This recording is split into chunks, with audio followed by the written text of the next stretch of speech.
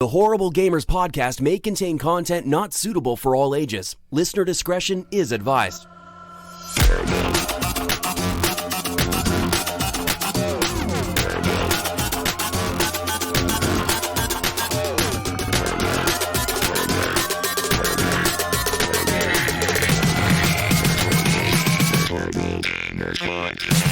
Welcome, ladies and gentlemen, to Horrible Gamers Podcast, show number 304, being recorded on April the 26th, 2020. I'm one of your hosts, Jesus Gonzalez, and as Jesus walks out today, I'm joined by my friend from the West Coast, the best coast, Gunny Chief, Henley Merrill. Welcome back, Gunny, welcome.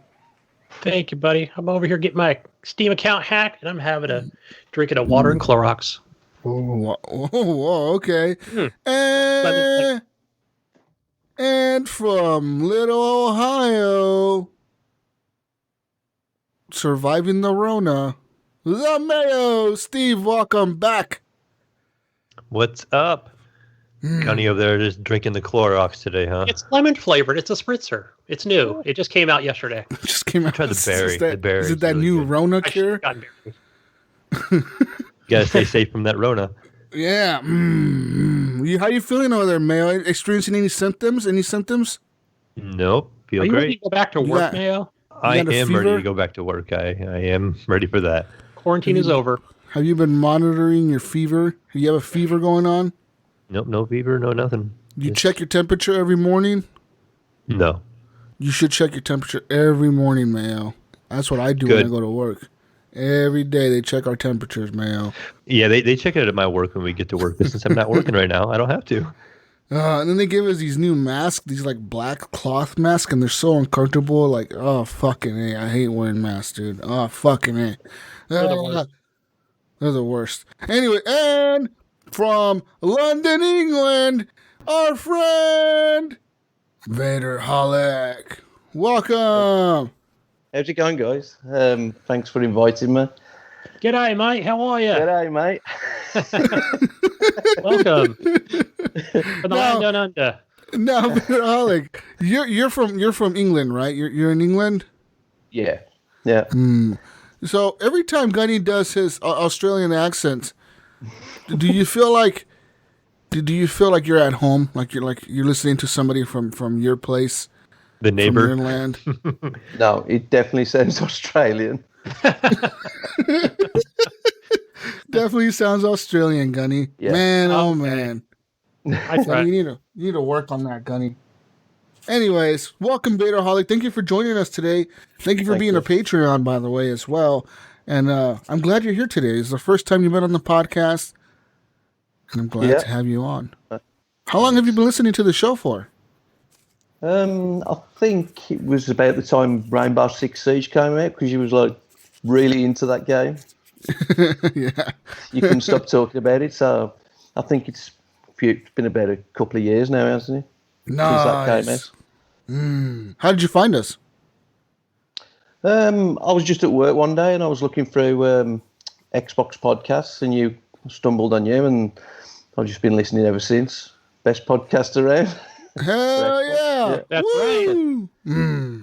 Thank you for listening, Vedderholic. What do you want me to call you? Vedderholic?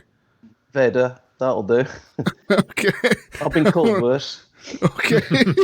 Alka? Okay, we'll call you better. Vader. Gunny's gonna be calling you mate over there all the time. He's got his accent on today. Anyways, you can follow us on Twitter _horrible gamers, ladies and gentlemen. You can leave us a review on iTunes and all that good stuff. Thumbs up on Stitcher. And join our group, Horrible Gamers Podcast Community. It's a closed group on Facebook. That means anything you post in there is not visible to your timeline. And you can like our page on Facebook as well. That'll give you a link to our group. Horrible Gamers Podcast is our page. We post the show links in there every week when they go up, as well as memes and other important news announcements for the podcast. We post them there. And you can support the show over at Patreon at patreon.com/horrible gamers with the monies like our friends have. Let me pull up the list real quick. And, oh, fuck. Oh, man. Hold on, guys. Adam Sunday. Thank you, Alan. Maybe H. I wonder what the H, what do you think the H stands for? Henry. Alan maybe Henry. That's Alan Henry. It's Alan Henry for you.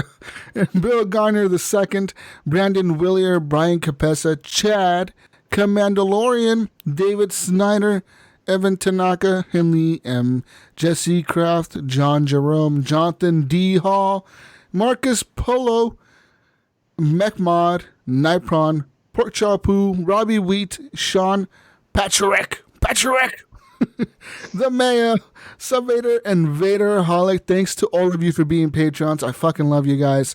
And yeah, shout out to all of you guys. You guys keep me going. You guys rock. Yeah. Anyways, if you'd like to support the show as well, you can head on over to Stitcher at stitcher.com/premium and sign up for a premium Stitcher account. With this, you get access to ad-free listening as well as access to tons of shows, exclusive content, and so much more for as little as $34.99 a year or $4.99 a month. You can sign up today and use promo code HorribleGamers, all caps, no spaces, to get yourself a free month of Stitcher Premium. That's promo code HorribleGamers, all caps, no spaces. Get yourself a free month of Stitcher Premium. Gunny, go. Get a good show. It's there's a good podcast on there called Case Closed, which is a murder and crime podcast. Oh yeah. You know, crimes and mysteries, some of the best. You know what you could be wearing when you go to that crime podcast, Gunny? Trench coat? Oh no, maybe an HGP shirt. There you go. Oh, what about that, Gunny? Not the shower curtain. You could wear all kinds of stuff. So we got some HGP shirts. We got a baby shirt, baby hoodies. I mean, like a baby t-shirt. I do baby mode all the time. This might actually work for me. Kids pullover hoodie. We got a long sleeve baby one piece. A taller pullover hoodie. What else I don't do we know got if here? one piece will fit on me though. Let's see. We got some stationery. What do we got in the stationery? Oh, no results found. Oh, that's not a good. Let's go to wall art. We got a Horrible Gamers Podcast logo. We got posters. Horrible Gamers Podcast logo. Go with the stickers also. Photographic prints. Canvas prints. Also, too, I'd like to throw out there, too, is they have an app. I'm sure it's on iOS, too, but I know they have an Android app, and you get 20% off on your first order. Oh, so there you go, people. There you go. You got iPhone cases, Samsung cases. We got all kinds of shit. Just go. We got leggings. What the fuck? We got leggings, dude? What the fuck? Hey, everybody's wearing leggings, right? Like Mayo right now. Go buy leggings, ladies and gentlemen. I mean, he's at home. He doesn't have to go out. Right. And you look nice with that logo on the butt.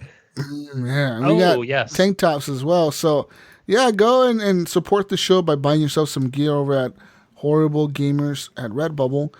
And get yourself 20% off by signing up for their email. I'm pretty sure they email you like 50% off codes all the time. I get them all the time. I get them like every day, every other day. I get, this shit's 20. I'm like, how the fuck does anybody make any money on here? Everything's always 20% off. The fuck? Anyways. Big shout out to Fowler and Twistix for the intro song to the podcast called Breakout. And shout out to Ricky Alfares for the outro music, as well as Broke for Free, Night Owl is the song that we use regularly for the podcast, and as well as Mechmod, his song, Collecting Data. Thank you. He always does. For supporting the show. Thank you, guys. Anyways, let's move on now and talk about what we've been playing this week. I played some games, guys. I played some games. You played some? I played some. I played some of the best games. Anyways, I played some games this week, ladies and gentlemen. I've been playing some more Call of Duty. That's right. I got a new gold gun, Gunny. Uh-oh. A gold gun each week. My goal is still standing. I got the FAL gold this week. That gun's amazing. I thought I was going to hate it at first because I never, ever was a really big fan of that gun. And then, but I do play hardcore mostly. So, in hardcore is like a one-shot kill. So when I started using that thing, it was like boom, one shot. It's like, oh, I love this gun, best gun in the game. And then I ended up getting it gold this week. It was incredible using it. And then I started. One thing that I changed up this week, Mayo, was I started using mouse and keyboard on Call of Duty. Yeah. And I feel like the skills translate over easily. Like I'm just as good now with the mouse. Well, not. I would say I'm probably still a little bit better with the controller just because I know everything. I have everything memorized. You know what I mean? There's some I'm things. guessing you probably get messed up on your movement, probably a little bit. No, not the movement, but like the kill streaks. Kind of stuff. The kill streaks is what messed me up. I can't. Like when I get a kill streak. I don't know the numbers. Like I know it's number 1, 2, 3, and 4, and 5 and 6, but they have it set up weird where it's 3, 4, 5, 6, not 1, 2, 3, 4, 5 or something. It's fucking weird the way they have it set up. And then like also I like to use my abilities a lot, which is your loadout abilities where you can use dead silence or drop an ammo box or drop a shield. I like to use those quite a bit.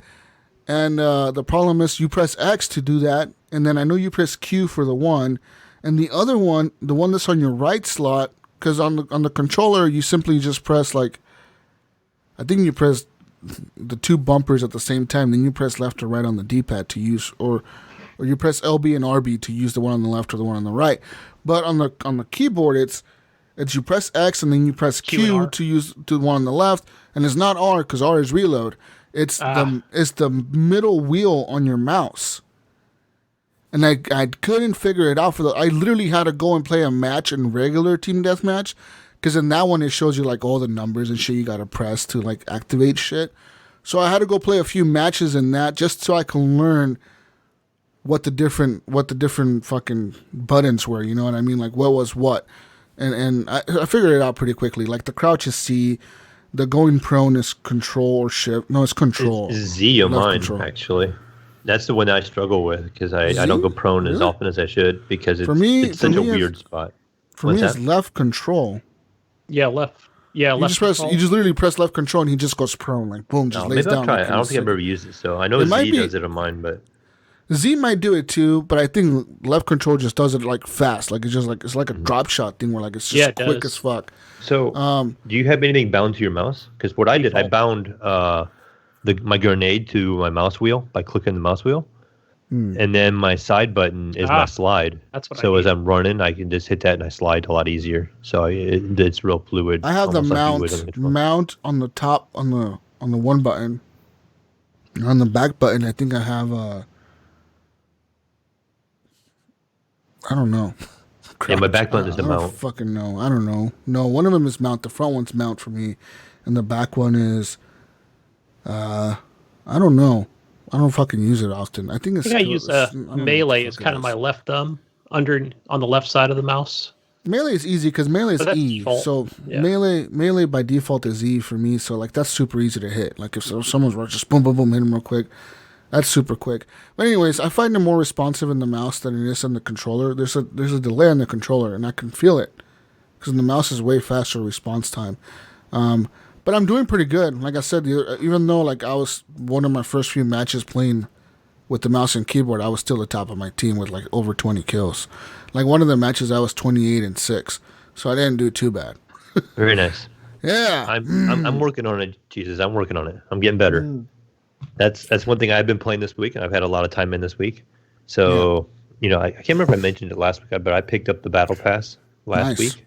Can't remember if I mentioned it on the show or not, but and I am now to level 35 on the Battle Pass. I just now, Vedderholic actually here is the one that told me about how to get the guns gold. I didn't even know how because I'm a Call of Duty noob over here. So he was explaining to me how to get them gold. So now I'm going to come after you, Jesus, and now I'm going to get all the gold guns. Yeah, the gold guns are super easy to get once you know how to get them. They're pretty much the camo challenges. I didn't even know. I just thought I had to do like other challenges, so I would have been forever. No, you got to just pay attention to your camo challenges. So like so many headshots, so many crowd shots, so many mounted shots.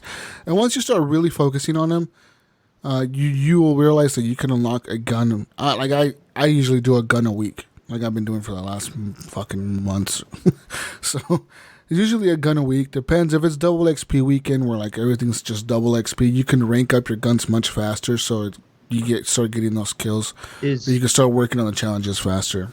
Is there a set happy hour? Because I know a couple times I jumped on and they have like a happy hour. On HGP, if you're part of our regiment, the happy hour is set to 7 p.m. Pacific time. I don't know if that translates to. I don't know if it's 10 p.m. Eastern or if it's 7 p.m. Eastern, but I know I set it to 7 p.m. Okay. So I know on the West Coast Yeah. it's at 7 p.m. start. I think and it's then it ends at 10. 8. It's 10 Jesus because 3 o'clock in the morning here. 3 a.m. for you, right? You better set your alarm. Well, make sure you're up and playing there, Vedderholic, at 3 o'clock in the morning. I was gonna set it to earlier, like at 6 or something, but I was like, I don't know if I should set it to 6 or. And I don't know if I should set it later. I don't know. I feel like 7 is a good time. Yeah, I think it is because that's a good time. Everybody's winding down from work or whatever on the West Coast, I guess, and most of the players are in the group are probably West Coast. So I don't know. I personally don't care. If you guys want me to change it, I can. I mean, I'm usually on around that time too. I'm on usually between like 6 and 8. I'll be on, or 8:30. I'll be on. Maybe sometimes I stay up pretty late. Fucking, I regret it the next day, but yeah, I've been playing Call of Duty for quite a bit, man. It's a fucking blast. Jesus, I wanted to add on to that because I did download Warzone, the free version for PC. As you guys know, I play on the Hobo Xbox. But so once I logged in, I'm like, okay, I'm going to play Warzone and the money mode, whatever that one's called. And Plunder. But then I also realized it does have that limited time edition where it's got multiplayer, which is free. So basically, what that does is it'll just dump me into just a random multiplayer mode, full lobby, so it doesn't give me a choice of what I want to choose. And doesn't let you pick? yeah, No. we tried to party up actually the other night. So he couldn't even join me, and I couldn't join. We joined up together, and so I went through. The multiplayer was showing up in the Warzone. You know, like how on like our Call of Duty you have multiplayer, then you have a Warzone. Like the multiplayer was in the Warzone. So when I clicked on Warzone, I was getting ready to do it. I'm like, hey, look, there's multiplayer. We can just do that because you just want to get a feel for the shooting and stuff with mouse and keyboard. So we decided to go ahead and try that. And as soon as it started to matchmake, my game basically like crashed. And I'm like, what's going on here? So I restarted the game and he went in. And so he left his party, he left the group or the game, and we partied up again, launched the game off of the Warzone, and mine crashed again. I'm like, what is going on? It's so weird. So then I jumped in a regular match without Gunny, and I did it on the regular multiplayer, like our normal screen, and it was fun. So I'm like, okay, I'll just add you, and I'll be in the leader of the group, and then I'll start it off of mine. And as soon as I did that, and I went to start it on the regular mode, it said that Gunny did not own the paid version, and that he could not play in the multiplayer with us. Yeah, so it's not a play with friends sort of freebie thing. It's sort of a just play it, just get in there. But then I saw I did see Commandalorian post that like he did try to join me, but then it put him on the other team and he was destroying me. He said, which I probably wasn't even paying attention to the names. I was checking the scoreboard periodically, but I noticed that Vedderholic does that sometimes. He'll randomly join my team, and then I'll be like, "Oh shit, there's Vader," and then he leaves. I'm like, "Motherfucker, why you leave?" Yeah, he joined me the one night. I was just getting off. It was like 3 a.m. or something like that here, and I'm like just getting ready to log off for the night. And I no more went back to the main menu. Like he pops up on my screen, like Vedderholic joins. I'm like, oh, dude, I was just leaving. Yeah. Hey, so I got a question for you guys, Vedderholic, you included, because I don't know if you just play on Xbox or PlayStation or PC, but so since I'm really just going into this with a mouse and keyboard, and it is like so much faster, but again with the 165 hertz monitor, it makes a huge difference. I feel like I can keep that DPI really high, and so should I think I want to slow it down a little bit. So my question is, do I change it in my Razer Synopsis, which is part of my mouse, or do I just lower it on the Call of Duty settings for my mouse movement? Just lower it in your mouse. Yeah, I would go with like an 800 DPI as kind of the safe number to start with, and then see if it is too sensitive or not, and then bump it up from there. Up to like 1100. Yeah, I mean, I do around 1,000, but some people don't like it. Some people like it lower. I gotta see what I have. Mouse and keyboard. Gunny is old, so I'm just gonna assume he needs like 800 because his reflexes are gonna be a little slower, and he can't keep up with the screen.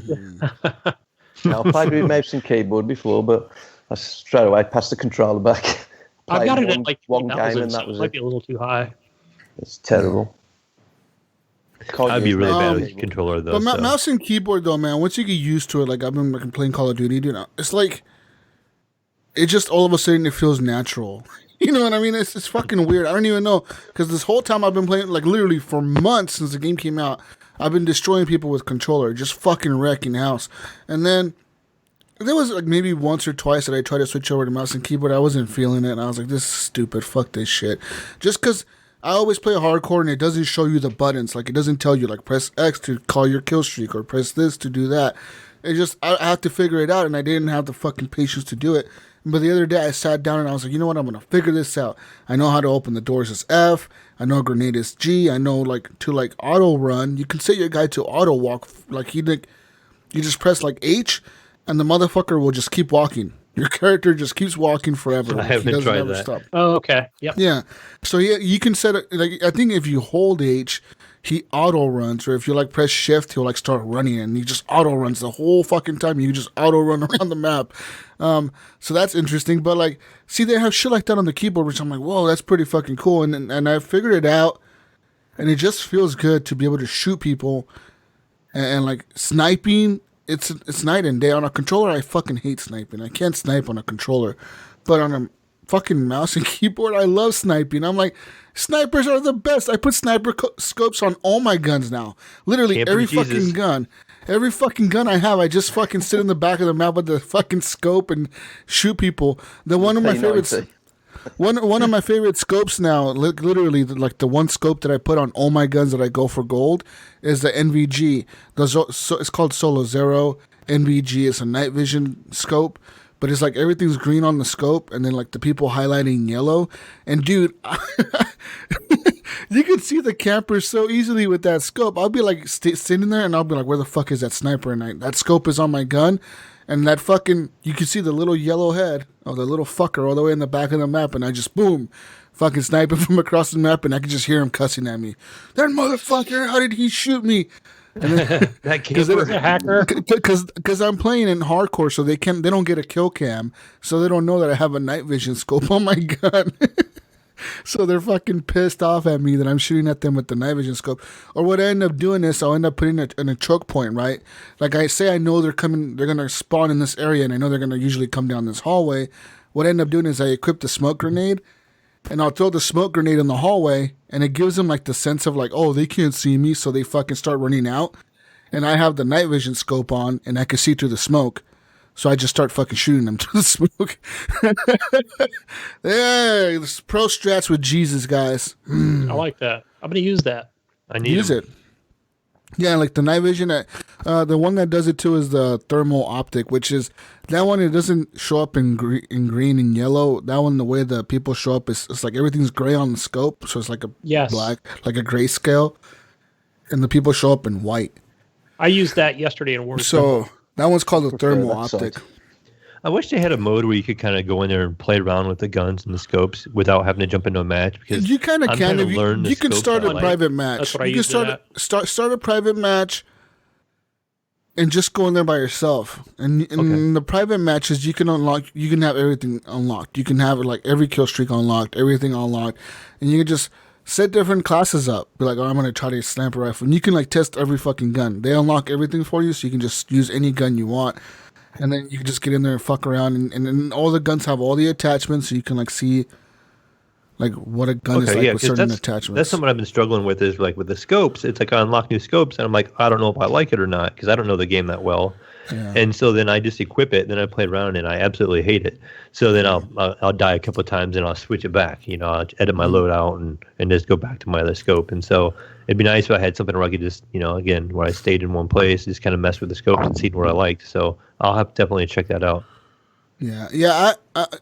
I've played so much of it that like almost I know pretty much all the reticles and all the scopes in the game.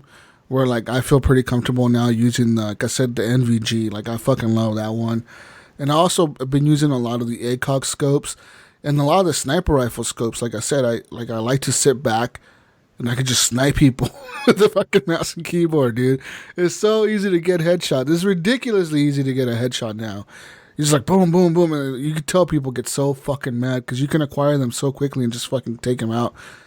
Like, I get why mouse and keyboard people are like, oh, mouse and keyboard is the best way to play, because I get it. You fucking get headshots left and right, dude. Yeah. It's fucking awesome. Yeah, it's more about the accuracy than it is about the aim, like, Yeah. I mean, yeah, obviously you gotta have aim, but it's so much easier to be more pinpoint with that Yeah, well, mouse. definitely it is. Yeah, with the fucking controller, I had to be up a little bit closer to people to get headshots. You know what I mean? Because of the auto aim. The auto aim on a controller, not the auto aim, but the aim assist, where like if you aim at somebody in the, like when you have a controller, it kind of pulls towards the person. When you're aiming at them, the gun will automatically kind of pull towards the person. But what it does when it's doing that, it's pulling towards center mass, so it's pulling towards their chest. So if you're going for headshots, you always got to adjust for that. You always got to like start aiming up a little bit and then adjust for that. So it's a lot. I feel like it's a little bit harder with the controller to get headshots unless you're like really up close to somebody. Then it's a little bit easier, but from a distance, it is pretty hard. Anyways, enough Call of Duty talk. Actually restarted the game the other day, playing it with the ray tracing on, dude, and oh my god, man, holy fucking shit, that game, it looks like a fucking movie. You see all the rays? I'm not even kidding. Like just from the beginning, I turned, like, it just looks like a movie. The way the game opens up with the dudes jumping out of the helicopter and they're all doing call outs and, all right, mate, let's go get this guy. And then you're shooting the bad guys and then you're calling in airstrikes and everything's blowing up and the fucking fire and everything's on fire and then you're fucking kicking in doors and you're fucking doing all kinds of cool fucking military shit. It's like a fucking movie, dude. I'm like, holy fucking shit. This is insane, and it looks so good with the ray tracing, man. So Jesus, here's my little pro tip for you. What resolution are you set on? Do you know off the top of your head? I know you're probably at 1440, but are you at 100% the rendering rate? Yep. What I did, I actually dialed it up to 125, which is like a 3K instead of like 2K. Mm-hmm. And so what it does, it puts it at a higher resolution, and then it lowers the resolution back to your monitors, to your 1440. So it's kind of like, yeah, and so you're getting a cleaner image. And I have found the game looks so much better. I've even messed around with putting it up to the 4K and then rendering it back to 1440. Well, but, what's the frame rates on that? I hang around mid to upper 50s. Okay, not a good trade-off. So it's just a matter. Yeah, it's just a matter if you want that trade-off. It looks real. In single player, I would. In single player, I would get that trade-off. In multiplayer, I wouldn't. Fuck you. Yeah. Right now, I have it set at 125 the rate, so which is 3K. That's that balance in between, and I hang around 80. Okay, that's not bad. That's a good one. I still play. I play at 100% resolution with ray tracing on. So on the multiplayer, I feel like I'm getting roughly. It was always about 100 to 130 frames, depending on the map. But every time, it doesn't surprise me. Every fucking time, dude, like, without fail, when you do, those intro, like, every multiplayer match has those intros where you're in the van or you're driving in or you're flying in the helicopter. It looks so fucking real. The sun looks fucking real. I'm like, that's insane. How the fuck did they do this? Like, just the way the lighting hits in the game with the ray tracing on it, it's fucking nuts. Guys, ray tracing. Great until I was starting to get that glitch. Ray tracing is a fucking game changer. I don't know why you were getting that glitch. I've never had that. So I was searching it, and I guess it was a common glitch as people posted it on like Reddit and Twitter and stuff, and it was just some people were getting it, and basically it was like looking at the sun. It was just a bright white circle in the center of my screen, and it's where my scope and stuff would be. So it was like right there on the right side of my screen, and like I would have half a screen and then just a white bright light on the other side of the screen. And I couldn't see anything. And I would have to exit matches. And I tried everything. I tried turning the game to the lowest possible setting, ray tracing off, and I still had it. I had to uninstall the game and re-download the whole entire game. And then I logged in because it was the next morning. It had an update. And then, so I don't know if me reinstalling the game fixed it or if the update fixed it. But it's fixed now on my end, so. Yeah, they tend to push out patches pretty quick for the game if something like that's broken. But another thing that I did this week, ladies and gentlemen, is I ended up buying a new M.2 NVMe drive. So I got a new SSD. It's a 2 terabyte on Mayo's recommendation. It was pretty cheap, in my opinion. It was really cheap for like a 2 terabyte. I've seen them up to $600, $500, sometimes $400. Yeah. Right now, I got it for $250 on Amazon, so it's a really good price for a really good drive, easy to install. I had to pull out my GPU because the space between the GPU and the cooler was too tight for me to put my fat fingers through there. But I pulled out the GPU real quick and I put that fucker in there and I screwed it down and it works. And then I ended up moving Call of Duty over to it. And then I'm pretty much all the new games that I'm getting on Steam I'm installing over on there. But Call of Duty, man, it's fucking nuts, Mayo. I load into a match. And you know how usually you have like maybe 10 seconds or the timer is counting down or whatever? For me, it's like 30 seconds. Because it's just literally a black screen for like the first 10 seconds. There's nothing there. It's just a counter going 30, 29, 28. I'm like, fucking, hey. Whoa, look at that. Jesus got more numbers. Woo! But yeah, I want to figure out how to move my OS over to it. And I've looked it up and it looks like a pain in the ass. I don't know if I want to do it. Because I already have my OS in the other SSD, so my computer boots up pretty quick. Yeah, but it's not an M.2. It's not like one of the like the super fast SSD. Yeah, drives. I have my OS on my M.2. Then I also picked up an M.2 actually. Oh, nice. And I put COD on that when I had to reinstall. So when I had to download or reinstall it because of this glitch, I just went in and put it on the M.2. So I bought it not as big. I just got a terabyte one. And that'll probably be my next purchase. Will probably be that or a new mouse. I want a wireless mouse. I realized that after playing mouse and keyboard. Oh, you got a wireless mouse. Mm-hmm. Yeah, we'll talk. Make a trade. I know what you want, man. But yeah, that's the one thing I was playing the other day and I got this fucking wire and it keeps snagging on shit. I'm like, fuck this wire. I'm gonna cut it, and then my mouse won't work. But fuck, it's frustrating. Anyways, besides that upgrade, I also did another upgrade to my PC, Mayo. Oh, another one? Another one, Gunny. Guess what I did, Gunny? Guess. Let me see. I'm going to say new keyboard. No, I got the same one, the Corsair K70. No. Nope, Gunny, no. You guess, Vader. Guess, Vader. Guess. Well, what did Jesus do to his computer?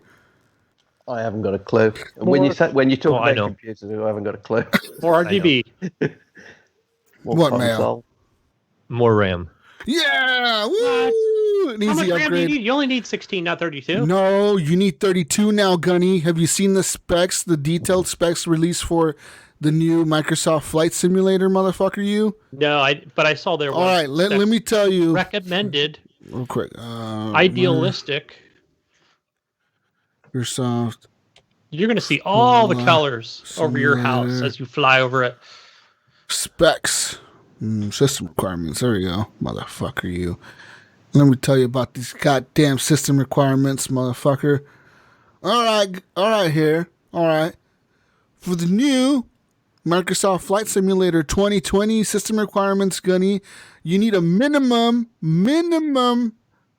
Intel Core i5 or an AMD Ryzen 3 or better, minimum 8 gigabytes of RAM, a Radeon RX 570 AMD card or a GeForce GTX 770 or better, and you need at least 150 gigabytes of free disk space and a dedicated video RAM of 2048 megabytes. But the recommended specs, Gunny, are 16 gigs of RAM, an Intel Core i5 or an AMD Ryzen 5. You need at least an RX 590 or a GTX 970, and there was another list of specs for like the super specs. Let me look them up real quick. All right, here we go. Give me the super realistic specs. The real simulator ideal specs.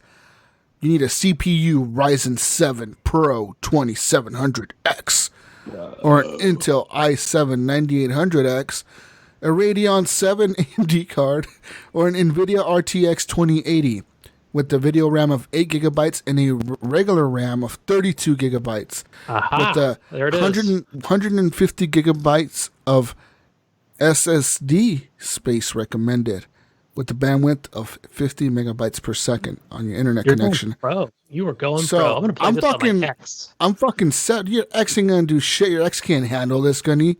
Probably not. Running that shit on hobo settings on your X, your hobo ass console.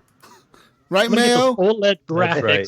at Old 40 ass frames per fucking second. Minecraft looking game on your fucking Xbox One X. His airplane will have block wheels.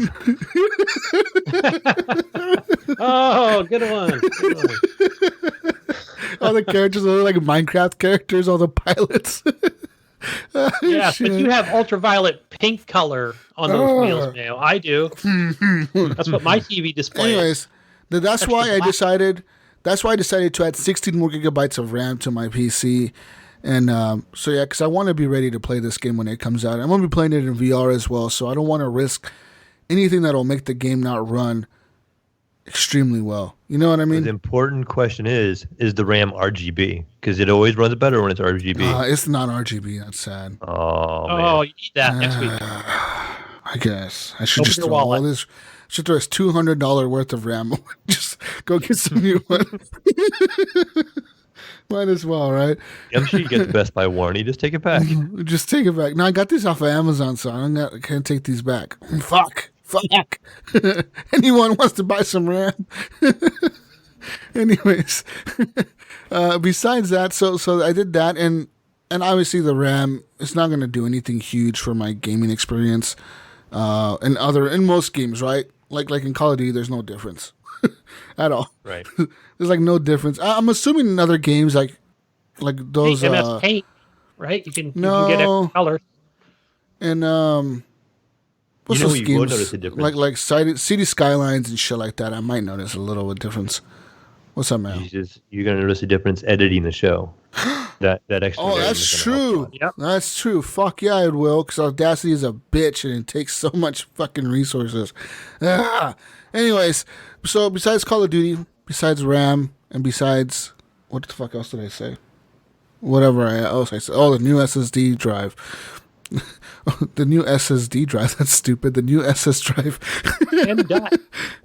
200. It's like saying the ATM machine when the M stands for machine, you fucking dumbass. Anyways, moving on now. I played some more games this week, ladies and gentlemen. I played some more Nintendo Switch machine. I've been playing Animal Crossing like every fucking day. Every day, dude. Since I didn't see you on Call of Duty last night, I thought, I bet he's over there playing Animal Crossing. It's so much Animal Crossing. So like, Tom Nook, I paid off my first loan just to get another loan.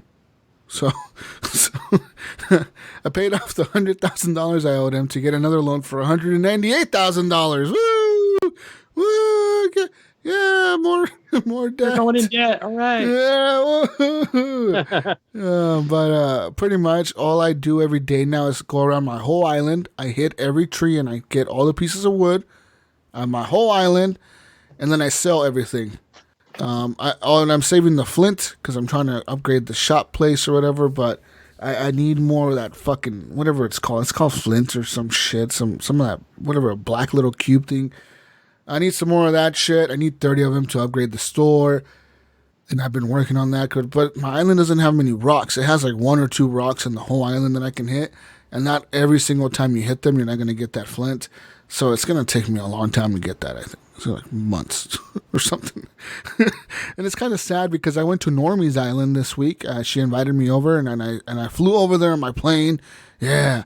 And I hung out with Normie in her island, and Normie's island was fucking dope, guys. Like, she had everything laid out. It looked fucking sick. She had everything, like, super organized. Obviously, like she's a girl. Her island's going to look nice, and it's going to be really Please tell me organized. she's got more peach trees than you. Dude, no. She got cherry trees and pears and oranges, and she had coconuts, and she had peaches. She had apples. But the thing is, she had them all laid out, like, in rows. Like... Like it was like all super organized. She had like everything in little piles. Like she had all the cherries over here, all the apples over here, all the rocks over here, all the like, and then like she had bridges across, like being built across the island, like these huge bridges, and she had like these big stores everywhere, and so her island was fucking dope. I was like, Normie, this is the coolest fucking island I've ever fucking seen. She was like, oh no, you're being nice. I'm like, no, dude. I'm like, this shit is sick. Like I want to live here now. Fuck my island. Jesus is moving in. Taking it over. Fuck my island. Fuck you, Tom Nook. I ain't going back, motherfucker. Jesus, she just put on Discord that she's like, I just can't stop playing Animal Crossing. Am I the only one on here that has this issue with this game? Her island is dope. I wish, hopefully I'll get my island there eventually. Like I said, I just need to upgrade that shop to keep moving the story. It's not really a story, but I guess you can keep moving like the thing forward where you get more people and more shit. But I need to open that shop up first. I need more flint. So that's what I'm working on, ladies and gentlemen. If you have rocks on your island and you got flint, help collect it and send it to me or something. I don't fucking know. Invite me over to your island. Help me get this stuff. I need it. I know Alyssa plays this game. I know Bill Gardner plays this game. I don't know if you play this, Vedderholic. No. But I fucking love this game. It's such a kiddie game. It's like a fucking kid game. But it's so peaceful, man. Like literally just hit the trees like, and the little fucking wood falls, and then you catch a bug, and then you may find a fossil here and there. And I upgraded my museum, Gunny. And then like I took a fossil. Was it today, this morning, or last night? I found a bunch of fossils. I took them all over there, and the dude, sometimes he tells me like he already has it, so he doesn't need it, so he gives it back to me, and I can donate it to the museum. So I was selling those fossils because you get like 1,000 coins for them or whatever, 2,000 coins per fossil, and you can always find more. But what I did with this one, Gunny, I took it to my house and I put it on display, bitch, right there in the middle of my room. I got like, okay, that's what I got in my house, guys. I got a rug that looks like a coin pouch. I got a Chinese Oriental table in the middle of my room with a coffee grinder on it. I got a Nintendo Switch on the corner. I got a little like portable radio in the middle of the room playing some weird music. I got a lantern on the corner. I got a like makeshift bed on the left side of the room. You're such a hippie. You need like you probably have like a lava lamp and I got a kitchen knife set draped in your windows. I got a kitchen knife set hanging on the wall, and I got a painting by that BB, whatever the fuck the little artist thing is in the. You can buy like paintings off him or whatever. I got a painting of that dude on my wall, and I got a what else did I put in there today? Oh, I put the fossil in the middle of my room. I think it's huge. It takes up the whole room. And then big elephant shotgun. I would put a stack of papers. I put a stack of paper that looks like work paper on the left of the table. And then outside I got a lawn chair and a barbecue grill, Gunny. And I got a birdhouse, and I put a row of like flowers next to my house. So I got like a little garden thing. But then I also put a smoker right there, Gunny. Because why not? A barbecue and a smoker, bitches. Yeah. Redneck. My house looks totally redneck. Animal Crossing. It's just like trash all over my smoker on your front lawn. Me, motherfucker, all year round. Yeah, I just sit it there all year. I don't give a fuck. I'm gonna leave it there. You reminded me, Jesus. Does you know if this one, the old original Animal Crossing on the GameCube, it had a little Nintendo you had in the game, and you could find it cartridges, and you could actually emulate Nintendo games on it. Oh, really? I don't know if you can do that in this because you have a Switch. I don't remember if you found the cartridges or what, but yeah, you could play NES games on the original Animal Crossing. Yeah, that's cool. I don't know if you can on this one. I don't even know if there's a Nintendo in there. I know there's a Switch. I don't know if there's other consoles from Nintendo in here. It'd be cool if there was, and maybe there is later on in the game. I haven't played it as much as other people have. Like I looked up Mojo Red, and he made some cool shit. He made like some HGP hoodies with the logo of the HGP logo. I wonder what that was. He actually it actually says like HGP in the front, and in the back it has the broken controllers and shit. And he fucking actually he has like 100-something hours in the game or some shit like that, dude. Like 100 hours, dude. I barely have like maybe at most 20. I wonder I haven't seen him in Breakpoint. Maybe 10. Because I said I play for like usually like at most an hour stints or like 30 minutes. I'll go in 30 minutes, boom, boom, boom, real quick, just do some shit real quick and then leave. But I do it every day. Like sometimes multiple times a day. I'll just check in on my island, leave, come back in later, leave again, come back. You know what I mean? You know what I mean, Gunny? I know what you mean. It's a chill. It's super chill. Super fucking chill. I like it. If I had a Switch, I would buy one. So Gunny, play Stardew if you want to play something like this. he was I know talking it's not about the same, but laying down his different fruit trees, and I totally still thought of Stardew Valley. Yeah, I mean, it's got the farming and the trees and little adventuring you can do, and you got. What about farm together? Would that itch that fix of? I don't know. You know, Stardew has multiplayer even, so like. Yeah, and I haven't. I don't think I fired it up once, so I think I own it on several devices. I do have Stardew Valley on my Switch as well, and I thought about like maybe I should start like Stardew Valley and then like play some of that, and then play some Animal Crossing, and then play some of that. I'll be stuck in Switch all day. Yeah. So many games. Yeah, so many games. But besides the Nintendo Switch, ladies and gentlemen, I played a new game this week on the Steam machine. Mayo's got Mayo's attention. Got my attention? No? Okay. So there's a game on Steam that last night I discovered this game. I was looking for strategy games on my store. And it was like, we recommend these games because you like these other games and we see you play them a lot. So here's these games. And I saw a game that caught my attention. It was called Not for Broadcast. Okay, so pretty much, have you guys ever wanted to work on a TV station? No. No? Hey, you guys, okay. Yes, no, okay. When you're watching TV, do you ever wonder, like, how do all these commercials and shit come on? How do these cameras do all these cuts and how is the news guy, like, how is it cutting to the weather guy and cutting to the news anchor guy, and then they're talking to the guy in New York about the corona, and it cuts over to him? Do you ever wonder how that's done, Gunny? You ever wonder how it's done? I do. I wonder how they do it. How do they do that at CNN and Fox? Let me tell you how they do it. I learned how to do this yesterday in this video game. So in this video game, you control the cameras on a TV station. And pretty much the game starts off with the tutorials. Like, you start off and you're like sitting there in front of like screen. There's a screen to your right. There's 2 big screens and like 4 little screens to the left.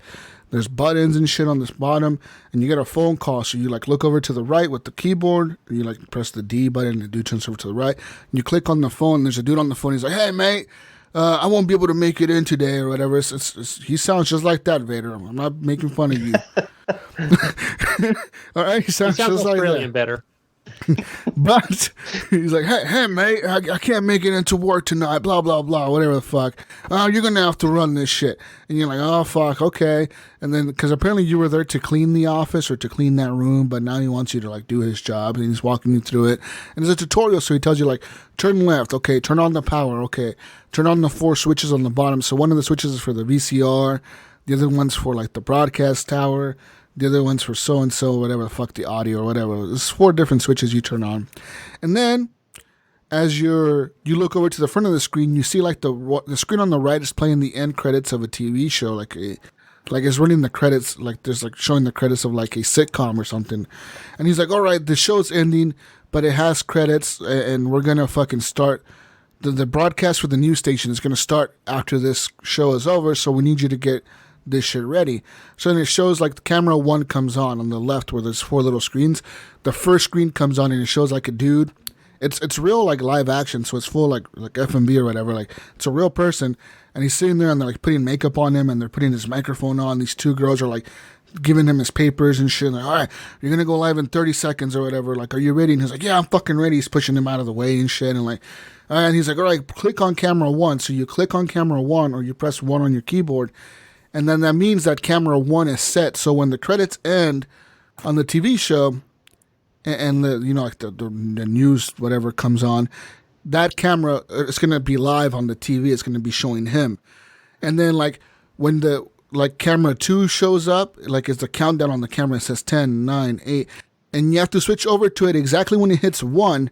You have to press camera 2 to switch over to like the intro, like, you know, for like the news, like the intro, like the credits for the news, like, oh, this is channel 1, and then it shows like the world and the globe and the national fucking news or whatever. And then it's like, it's pretty cool because you're controlling all these cameras and shit, and you got to control like, okay, like, and then like they're doing an interview with this guy who's like an actor, right? And he shows up and he's on set and he's like cussing. He's like, you fucking idiots, I wanted a fucking sandwich without wheat bread. He's throwing the sandwich at the fucking assistant and he's being a dick. he's being a dick, but he's like the famous actor or whatever, and he's showing up for an interview, and like, okay, they're telling you to keep focus on camera 1, so you have camera 1 set, and they're like, okay, when he mentions the guy's name, you have to cut over to the camera that zoomed in on the guy that they're interviewing, so you got to zoom in on the actor. So like, they mention his name, and then boom, you have to press the button, and the camera cuts over to that dude. So you're like, pretty much you're controlling like this news broadcast, right? And they tell you, like, your job is to keep the audience. There's, like, a little meter on top of your screen, like, on top of, like, the desk. And it shows, like, a red, yellow, and green bar. And it's supposed to stay in the green. And the better your cuts are, the more you're focused on the people who are talking. Or you're doing, like, these dramatic, like, when people react to something somebody said, like, they do, like, a weird face. You, like, cut over to them for, like, a few seconds. And then you cut back over to the guy who's talking. Like, if you do these cool dramatic shots, the audience score will keep going up. The arrow will stay green, and that means your audience is still captivated, and they're watching the broadcast. If they start turning red, that means the audience is getting bored, and they don't want to fucking watch your shit no more. You know, they're leaving. You're losing viewers on your broadcast. So, your job is to run this news station, and at the same time, you control, like, what's going on and what's being said. And then on the bottom, you have 3 videotapes you can put in, and those are your ads. And you can have, like, ads for, like, a certain company. Like, you'll have, like, a VHS that's labeled so-and-so corporation or whatever. And you put in that videotape, and then when they tell you, like, okay, we're about to cut to break in 30 seconds, you have to press play on whichever ad you're going to play for that commercial break. During that commercial break, then they tell you, okay, the next scene we're going to have a bunch of kids show up from like a school, from like a high school, and they're going to perform a play. So you got to like follow them with the cameras on which scene they're doing next and who's talking next and who's doing the scenes. And like these, it was so cheesy because like they have like these high school kids and shit, and they're doing like this fucking cheesy ass like, because you know they're part of like the drama team from high school or something, and they're doing this cheesy ass play. And the whole point of the story for this game is that you're becoming this guy who's now has this job for this news station because the dude who was doing the job left the country. The reason he left the country was because that night was election night, and there's a new party in power. And this new party is called the Advanced People's Party or something like that. And Advance, what they're all about, they're about taking the wealth from the richest people in the country. Like literally, they're taking the money out of like the millionaires of the country. And their whole thing is about redistributing the wealth to everyone. So they're making all the rich people poor, but they're giving all the poor people money. So you know what I mean? So kind of like now, yeah. Kind of like now, yeah, but like super socialism, and like they control everything. Yeah. They control like what you like and what you see and what you think, and they're pretty much trying to control it. And like they send you a survey like once you're done with the broadcast for the day, you can rewatch your entire broadcast. So you can watch what the people at home watched. So you can like sit there and just press play and like kind of see like where you fucked up the cuts, or like you didn't cut to a commercial quickly enough because you didn't select the commercial, so you didn't cut to it quickly enough, or like you were doing bad cuts when the people were doing the interview, you weren't focused on the guy who was talking, so like that kind of looks cheesy. But everything's like actual actors. Like they have these people acting and doing like these stupid things. Like these high school kids were doing this dumb fucking play about equality or some shit.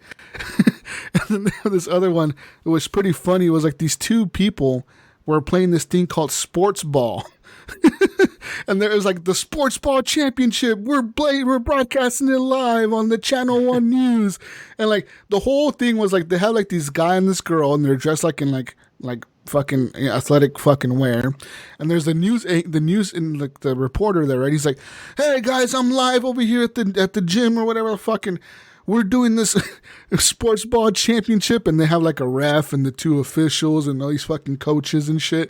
Like, all right, we're going to see who's going to win the sports ball championship. And the whole point of they're throwing like this little ping pong ball at a trash can that's pretty fucking big. But the whole thing is they're not supposed to make it in the trash can. They're supposed to barely make it near the trash can, but not go into the trash can. If the ball goes into the trash can, you fail. So they're all cheering and shit. Like they're throwing the ball, like they're like throwing the ball like backwards, or like the girl throws the ball under her legs or something, and like they're like, "Oh, whoa, look at that cool trick she did!" Whoa, and everybody loses their shit, and like you gotta cut to like these dramatic fucking you gotta like cut to these dramatic scenes where like you're cutting over to the girl and she's cheering and shit, or the guy, and then it gets. You think that's corny, Gunny? It gets to the point in the sports ball championship where they're throwing an invisible ping pong ball. Okay, now we're gonna switch over to the invisible ping pong ball. Like, y'all get a badge. Exactly, and then at the end, who wins? They're like, everybody wins, and everyone's getting a medal. Even the reporter gets a medal. He's like, this is my 15th fucking championship. Thank you guys for watching. And like, you got to do all these cool like dramatic cuts and shit. And then like, they also like obviously, like I said in the beginning of the game, like it's about this election night, this new political parties in power, and obviously like that political party gives a speech that night, so you have to make sure you cut things out correctly. And also the main guy who's like the president or something, I think he's the president, he's like cussing on TV. He's like saying fuck and shit and bitch and fuck those motherfuckers that thought we were gonna lose. You know, he's like cussing out the other political parties that went against them. And like you gotta like censor those out, so you gotta press the space bar exactly at the right time to bleep out the fuck words and the bitches and the fuck you and the fuck that and the cunts and whatever the British people. What do you guys say over there? Blokes and cunts and scallywags or whatever. Whatever you Wankers. Wankers. There you go. Whatever you guys say for the cuss words over there, because it's British. So like they're saying like all these weird fucking words, right? And so like you have your, like I said, you have your little 4 screens. So those are the 4 cameras you're controlling. You have your main broadcast screen. That's your screen that you're watching. That's what's going on your broadcast. And then you have the master screen on the right. And the master screen is always 2 seconds behind. It's 2 seconds ahead of your master broadcast screen. So whatever you're watching is 2 seconds before it goes live on the air. So yeah, there's a delay, so you can censor like the certain words that people say, like you know, let's say fuck, and then you got to press the space bar real quick, and if you don't censor this shit right, your ratings start going down fucking quick. You know what I mean? Because the government doesn't want people watching cuss words or whatever on TV, so your ratings start going down super quick. And then like one of the scenes that I played, because there's only 3 levels, it's early access still. And they pay more than $10 for this. I pay like $14. It's pretty cool though, Gunny. Like I said, it's really cool because to me, I think it's awesome that it's all live action. Like it's real people. They have like movie trailers and shit. Like I said, like for example, that actor guy in the beginning that they were interviewing was because he was in a new movie and he's like this famous actor or whatever, and he's a dick. And then like what's really interesting is they had like this movie trailer because you know he's there to promote this new movie. So like you cut over to his movie trailer and then you can see them. You can still see the cameras to the left, the cameras in the studio. And even though like the movie trailer is playing on the main screen, you can see them in the cameras to the left. And you can see the dude's like throwing shit off and like taking off his microphone and tossing it on the ground. And he's fucking pissed. But you can't hear what he's saying because you can only hear the audio from the trailer of the movie. So then later on at the end of the day when you're done, you can go back and you can rewatch your broadcast that you showed to the world. Or you can like watch the scenes or the screens that were like muted during your gameplay. You know what I mean? So you can go back and hear what the guy was saying to the assistant, and he's like, "You stupid fucking bitch! Why did you ask me that question?" He's all fucking pissed off at her. He's like, "I'm never coming back to this fucking shitty ass fucking TV station again." And he's all fucking pissed. He's throwing the microphone on the ground. He's like, "Get me the fuck out of here!" And he's calling his manager over. His manager's apologizing to him, and they're apologizing to the anchor. And you know, people are arguing and shit. It's fucking crazy, man. And then like behind the scenes because you are the producer, right? Pretty much. And then you go home and like there's also like gameplay at home, but there's not really like you're not really at home. It's like a screen. And it's pretty much like you read like it says like, okay, you got home tonight and you received a letter from the government. And it's like a survey and they ask you like, what do you believe in? If your coworker told you they stole some confidential information from the company and you knew it was confidential, what would you do? And it says like you would not tell nobody, or you would tell him to like return it, or you would tell your supervisor immediately, or you would not do anything about it. And it tells you like different options. And it says like, if your daughter was dying and you needed to do whatever the fuck, do this and that to get her to live, what would you do? And it gives you like different options for like a survey, right? And based on this survey, the government knows what type of person you are, and they get you to like play certain ads for them and shit. And you can like control like certain images that show up on the TV screen for the news broadcast. For like example, they'll be talking about a new discovery, and they'll be like, today the advanced people's government discovered a cure for cancer. And during the testing phase, there was some mild complications, and then like you have like an option to choose the bad picture or the good picture, and it like depending on what you choose is how the people are going to perceive the government. You know what I mean? So you're choosing the bad picture or the good picture or whatever the fuck, and then like I'm assuming later on in the game, like another faction shows up, like a revolutionary party. They hate the government or whatever, and they're trying to influence you to like make decisions to like be against the government or whatever. So you're gonna have to choose. It's one of those games, I'm assuming, where like you choose what side you're on. Are you gonna be with the government or anti-government? Because the new government's all about like policing the people and like making sure the people follow the rules and all this shit. You know, even though they're redistributing the wealth, they're all about like the people, you know, we're fucking gonna fucking make them follow our rules, and they gotta listen and this and that, and some of the people don't like that, especially the rich people that are getting their money taken away. What a time for this game to come out, right? Exactly. But it's not out yet. It's available for early access, and in the beginning of the game, they even tell you like, hey, look, we appreciate you for playing this game in early access. We know we need all the funding we can get to like make the game as good as we can.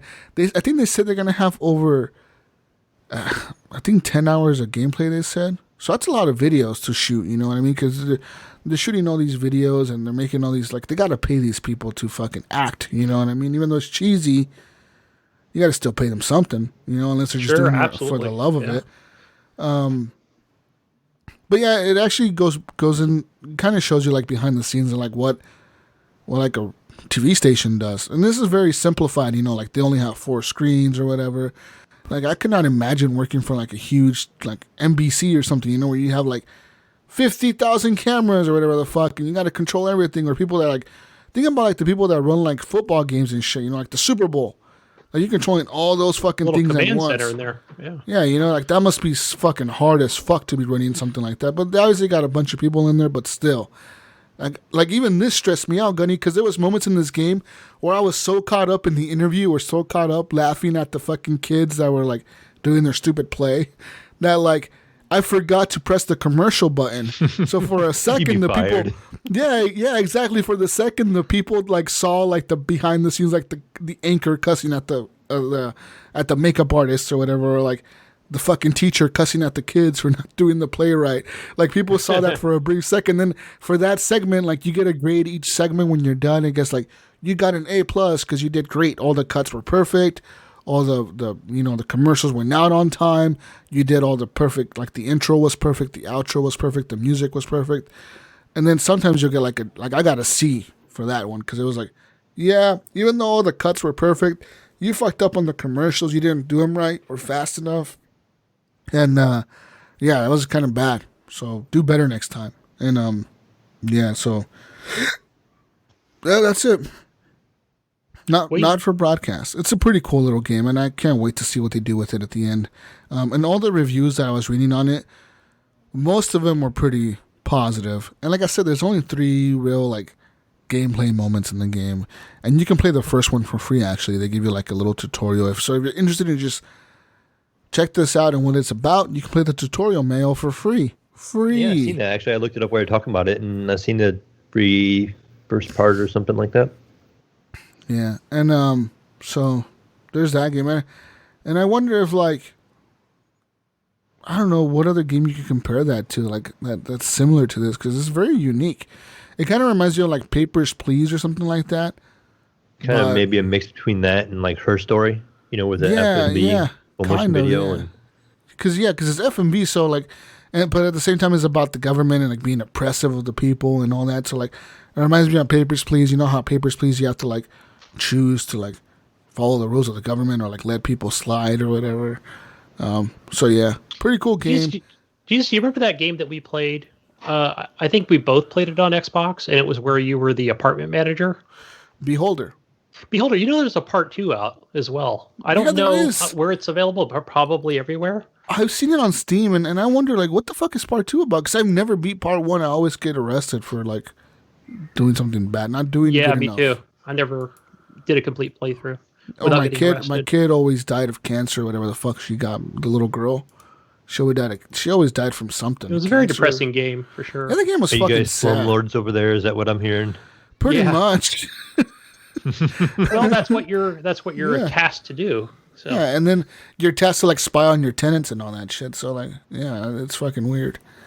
But it reminds me of that one too, Gunny, where like it's about like the government and like being controlling and shit. So super cool, and the game ran really well. I mean, obviously no complaints there. It ran really good, and it looked pretty decent too. It looked pretty sharp. And then like they have like these events where like there's a thunderstorm outside, and the lightning will strike the building or the antenna, and now all of a sudden like your buttons are electrified. So like the more you press a button, the more you get shocked. And I'm assuming if you keep pressing the button that's electrified, even though you need to press it to switch over the camera, your guy will die because you can only take so many shocks. So your character actually dies if you shock yourself too much. And there's also another thing that I failed to mention, which was there's a little monitor thing where like these like little green things will come through it, and there's like a little ball, and you got to move the ball kind of like through like a little maze where like the little screen is moving to the right constantly, and that's like your interference on the antenna. And if the little ball and the little green screen or whatever hits the walls or whatever, those green walls inside the little fucking radar thing, it's gonna fucking it makes your like your fucking broadcast look all distorted and shit, like you get all that static, and so you got to keep that clear, and it's a lot of shit to manage at once. So check it out, people. Not for broadcast. Other than that, nothing. I look forward to what's that game coming out soon? That fucking Gears Tactics. Is it out yet? Is it Tactics or is it Dungeons? Which one's first? Gears. I don't fucking know. I'm not sure which one's first. Yeah, on the Xbox, I should know this, but I don't. Gears Tactics. Which one's coming out? I know Dungeons comes out at the end of next month, so about a month from now. Oh, no. 22nd of next month. No. Gears Tactics is coming out It's coming out this month. Okay, yeah, then. Yeah. Tactics next. April 28th, so Tuesday. Yeah, and I haven't seen any gameplay on it. I know it's out, but as far as I know, it could be out, or gameplay could be out there. I know people have been playing it. Yeah, early access people are. Yeah. Probably YouTubers and Twitch people, but preparing their videos. $60 on Steam, Mayo. Oh, that's right. Yeah, I can see a Game Pass pre-purchase. $60 on Steam, Mayo. I thought you were the big steamer around here. I am the big steamer. I might have to buy it on Steam just to prove you wrong.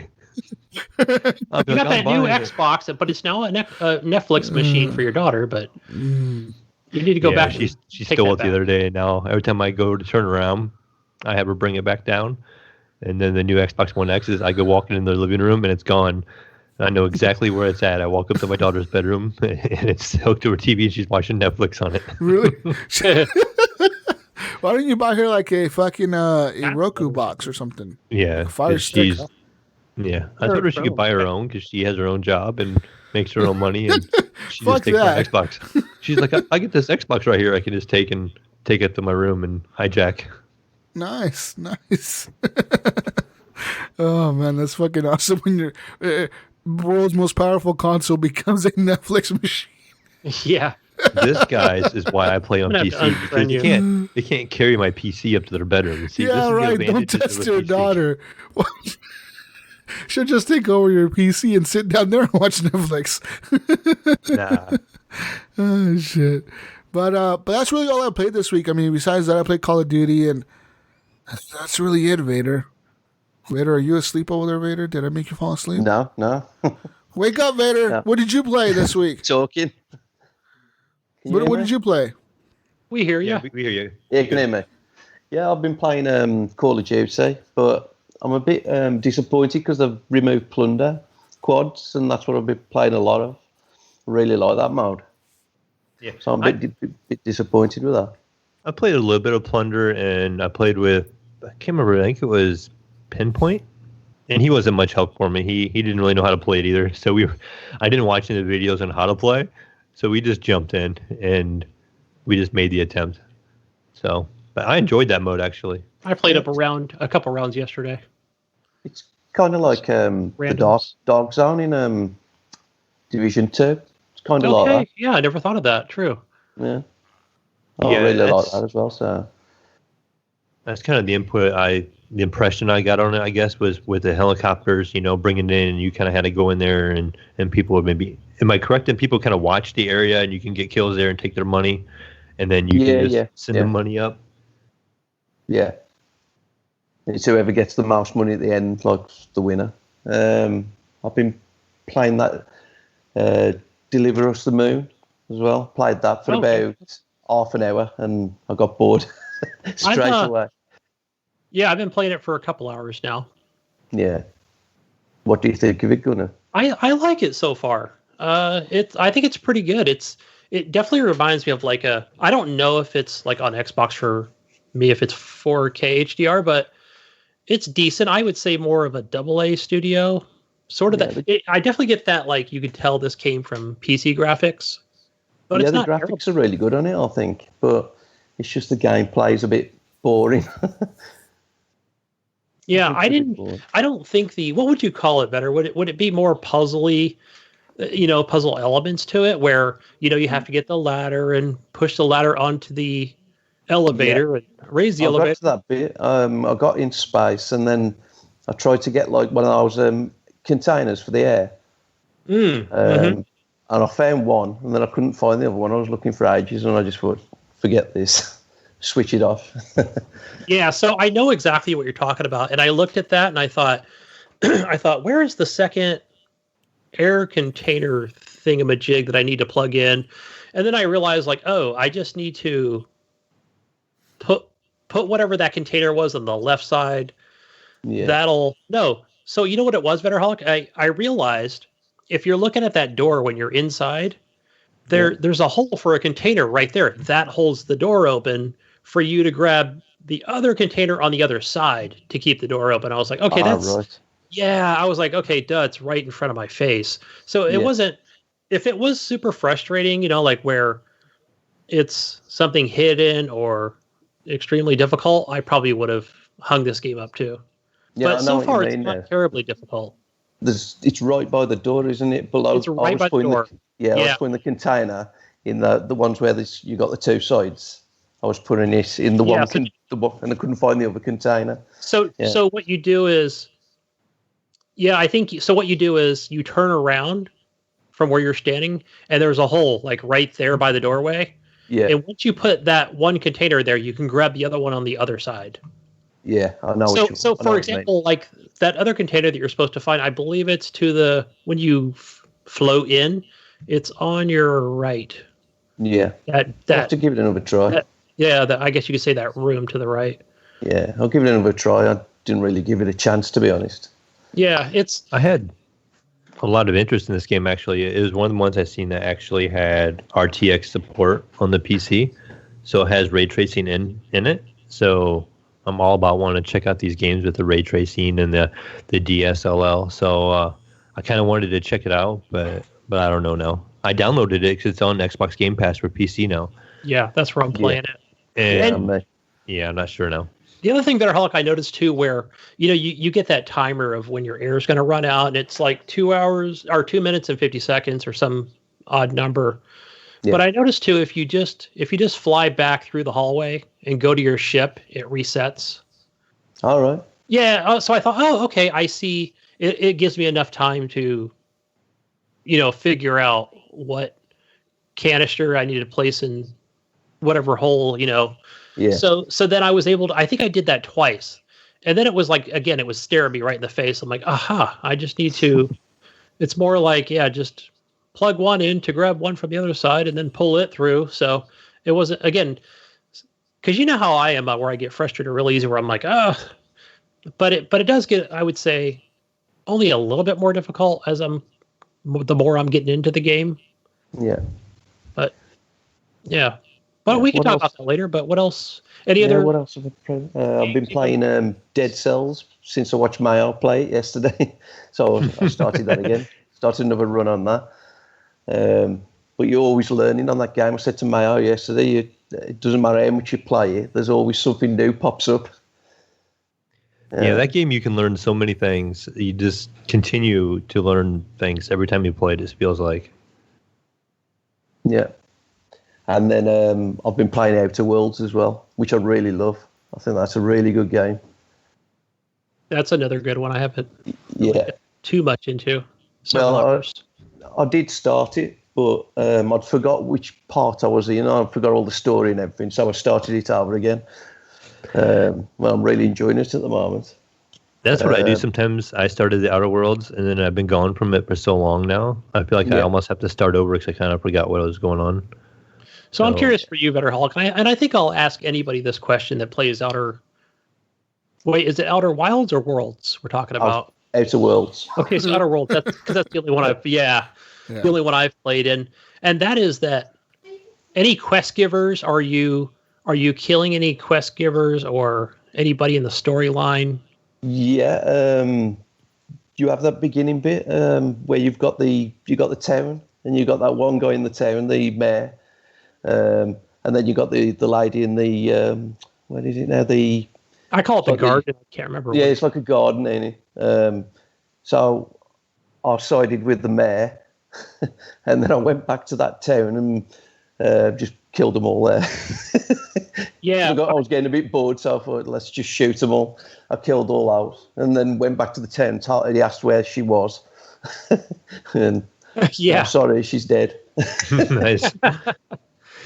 Because I haven't but I think about that game all the time because I think it is in that kind of Fallout universe from the makers of, and I think it's a great storyline because I know for me, like, I haven't killed anybody. I guess I'm being just such a nice guy because I still feel like I'm not sure if I put enough points into persuasion or whatever it might be, but where I'm basically just kind of giving her the cold truth, and that is that I'm siding with the mayor whether you like it or not, and I need this whatever that element you need for yourself or for your ship or whatever it might be, or and I'm and of course she's not taking it easy, but it wasn't like nothing ever came to violence, like it never. So I basically just left. I didn't the first playthrough. I didn't do anything the first playthrough. I was like being kind and everything. Got a bit bored with that, so I thought I'm going to start shooting people. Yeah, that's the way to solve it. Right there. Yeah. And the only other thing I've really been playing is on PS4, which was God of War, because I've never completed that game. Amazing looking game. Yeah. It's really good. And that's about it, really. That's all I've been playing. Yeah. Did you play Days Gone? No, I haven't been back to that yet. But that's a really good game as well. I'm loving that game. Well, there's that many games to play. It's just keep playing little bits of everything. But, yeah, I haven't been back to that yet, but I'm definitely going to go back to that. I was going to download that Stranded. Is it Stranded? Death Stranding? No, it's Stranded Deep. Oh, Stranded Deep. Where did I see that at? Survival game that's come out. But I don't know. Don't know what to do about that yet. That's about it for me, really. All right. What have you been playing, Mayo? Oh man. Well, like Vedderholic mentioned, I played some Dead Cells this week.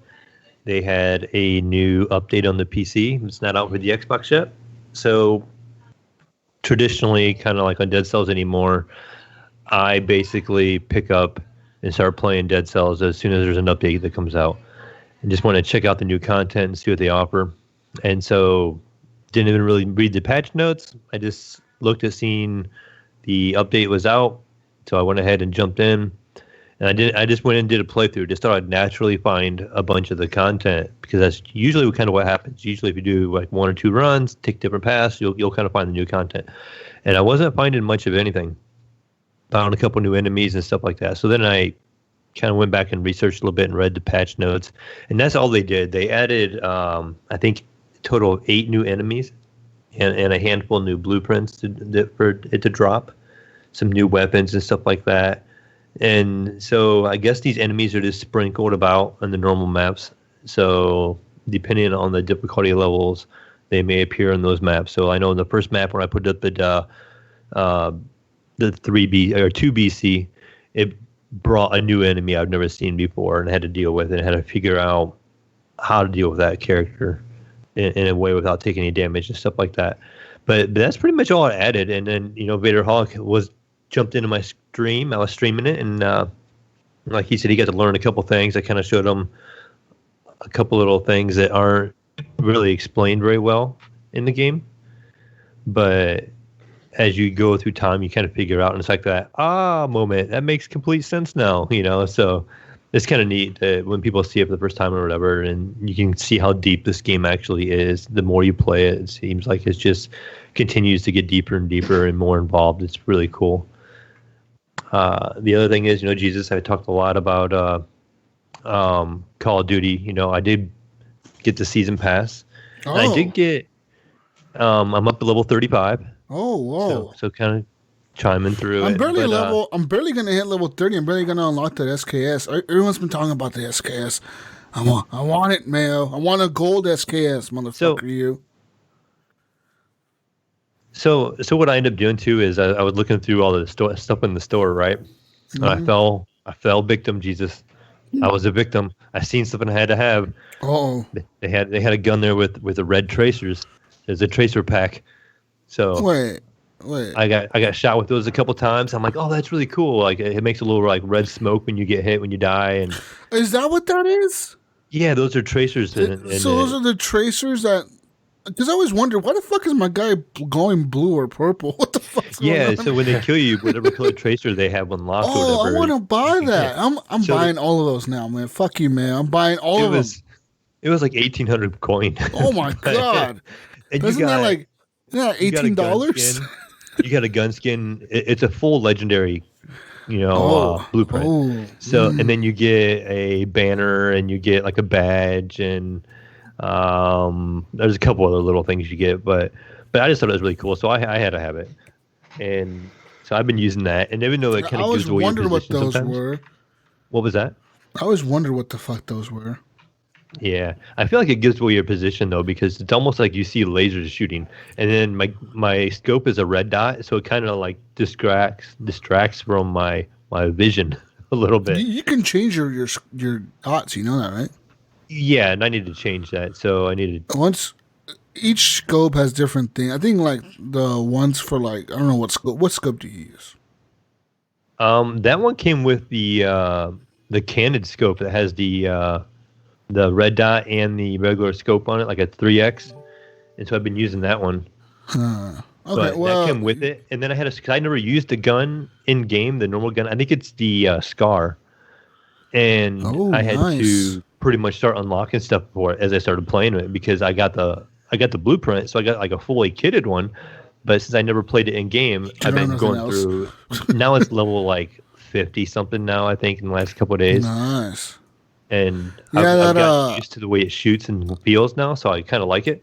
Yeah, you can change it. You can change those dots on the different scopes have different challenges. Like the night vision one has one to change the dots in there or the sights in there. And then so do the reticle, like on little fucking like the little reflex scopes or whatever. Or like I looked at it on them. I just haven't. I unlocked for the red dot. I have a blue dot now.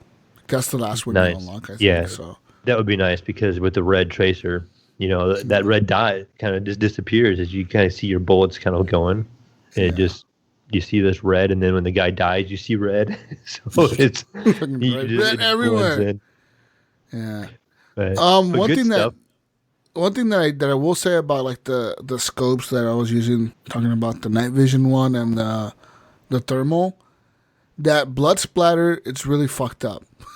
Because when you shoot somebody, say you shoot somebody in the head, right, that's walking through a doorway, and you have smoke out and you shoot him in the head, the blood splatters behind on the wall. But that blood splatter shows up on your fucking scope, so sometimes it's really hard to tell if something's blood splatter or if something's a person.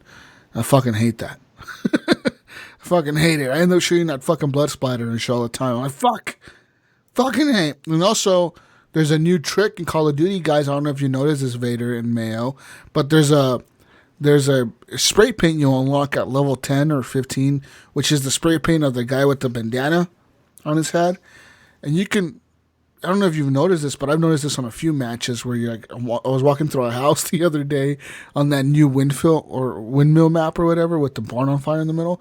But I was walking to the house on the right, and on the bottom floor, when you open the door, they had spray painted the guy on the wall. And then going up the staircase, they spray painted him on the wall in front of the staircase. And then walking into the room, they spray painted him on the wall, walking into the room. So like they're getting people to shoot at these spray painted guys on the wall. So you give away your position and shit when you're walking and sneak up on somebody. So be careful with that. Even better yet, Jesus, I just ran across a YouTube video yesterday. Now the new thing is when you're playing Warzone in the Gulag, they paint it on the back wall. They paint like 5 of them, and they stand against the wall. And so when the guy walks on the corner, there's like 5 or 6 of the same guy standing there. So you get like the skin that looks like him, and you just stand there and then let him pick out who it is. And you just kind of shoot him as he kind of looks confused. I saw a guy do that the other day. He fucking spray painted like 3 or 4 of them on the wall, and he just stood there pointing his pistol, and the dude on the corner, he shot all of them but him. Like, oh, dude, you probably feel so dumb right now. Because the dude literally just ran around in a circle and like he executed the guy. I'm like, you fucking probably feel so dumb. Fucking dumb right now. Oh, man. That's funny. But, all that fun I've been having with that. Another game, Jesus, that you and I have played together, Gunny has played with us also this week, you kind of forgot to mention, was we got some Jackbox Party 3 and 6 in this week. Oh, shit, we forgot about that completely. Yeah, we did that, last Saturday, Sunday. Yeah. Sunday, yeah. Yeah, so Jesus actually streamed Jackbox off my Steam account, and, we got some guys from the community in there, and we had a good old time playing a couple of different modes. The comedy mode, the comedy boat, it was called Joke Boat, and Jackbox 6 was a really good time. It kind of turned adult real quick on Jesus, but I totally forgot we could be adult. I think when I get on something like a Mixer or a Twitch, I think, okay, can't say most words, so. Well, no, my stream is set to 18 and over. Be able to unwind. Yeah, it was pretty fun because we actually had randoms come in and join. Like just random fucking people watching streams. Were they randoms? I didn't know if somebody those knew people. Or... No, they were fucking just randoms, dude. I had to block one of them, but really, because I think it was hard to tell. I think he was a bot. He kept saying the same word over and over and over again. But the other guy, I just kept him in because I was like, sure, this is fun. We like blowing hookers, and like he was keeping it, fun. Even though that's all he talked about, I was like, okay, let's. It was pretty funny. The Jug Boat was the funnest game I've played in a while. Where like you pretty much have to just pick a few words, and then like it tells you to like, all right, pick a noun, pick an adverb, pick a fucking pronoun, pick a fucking plural noun, and it's just pretty much you come up with all these different things, and then you got a choice of words you can pick from, and then you make a joke. And then whoever gets the best joke wins or whatever the fuck. And it's pretty funny, though. But there was some good laughs in there, man. I fucking was cracking up on something. I was like, God, stuff. Jesus. Yeah, we had some good laughs. Unfortunately, you left, Gunny. But besides playing that, the other modes were fun, too. We played some of that murder. Mystery trivia or something like that? Through most of it. Those are really fun. Then we played another one called the Alien game, which was really I didn't understand the alien. Like you guys kept saying that I was the alien. I'm like, how? That mode it didn't compute with me because I think I'm just pressing buttons like hurry up. I think we needed more players. I think we needed like at least 10 players or something to be able to figure out the alien one because that one was weird because it's up to 10 players, but then like you have to guess who the aliens are, and then I don't know. It was fucking dumb. Like you had to like, okay, everyone draw something or whatever, draw a horse, and then everyone had to draw a horse. Okay. So what happens is everyone gets this. So like we put everyone in a room, right, Gunny, and everyone gets the question of like, draw a mountain. But I think the alien would get a different thing to draw. I think that's how it worked. You know what I mean? Or like it would tell the alien draw a cat. So all of a sudden, the dude who fucking was the alien would draw a cat. He'd be like, "What the fuck? Why do I have a cat and everyone has a mountain? What's going on here?" You know, or it would tell the humans draw something differently. I think that's how it worked. Yeah, and you had to kind of blend in. There's another game on Jackbox 3 called Faking It, and that's kind of a game kind of designed if you're all in the same room. It will tell you guys, say one person is like the jokester or whatever, and it will give them a different prompt to their phone. It will say, I don't know, hold a certain amount of fingers per, say, of pets that you own or something like that. But everybody else will get a different question. And they have to try to figure out who the bad guy is. And so you vote between rounds. And so everybody kind of gives their answers out once and stuff like that. So it's kind of like an online version of that. With this one, you could do like kind of like this questions without actually seeing somebody, you know, and then you could try to figure it out that way. So it looked to me like a lot like the same kind of game, except for they made it to a lot more streamer friendly, a lot more online friendly. But definitely good times. Yeah, it was a lot of fun, man, playing that show with just randoms. And I think Starbuck United, I think she asked if how she can play it, or she was going to buy it to play with us. And we're like, no, you don't have to buy it to play with us. You just play on your browser, you know what I mean? So it's pretty easy. Cool thing about it. I don't know if there were some limitations or what have you, but like, for example, some played on Native Lives Matter, I think played on his phone, like as a second screen. I had a second screen for my iPad, but the only thing I never got prompted for was like a draw a picture thing. So maybe like iOS didn't have that. No, because I was playing those games. I was playing on my iPad, and it always worked for me. Yeah, I mean, I got the questions like any. Because even on that one where it said draw a tattoo, everyone drew dicks. Yeah, like the way I drew that was through the iPad. I was like, geez, draw, you know. So yeah, did it let you place it on the body? Because it was hilarious. It randomly puts it on itself. That was hilarious though, because it was like he's definitely got like the dick and balls like on his upper left. You know, that's what I drew.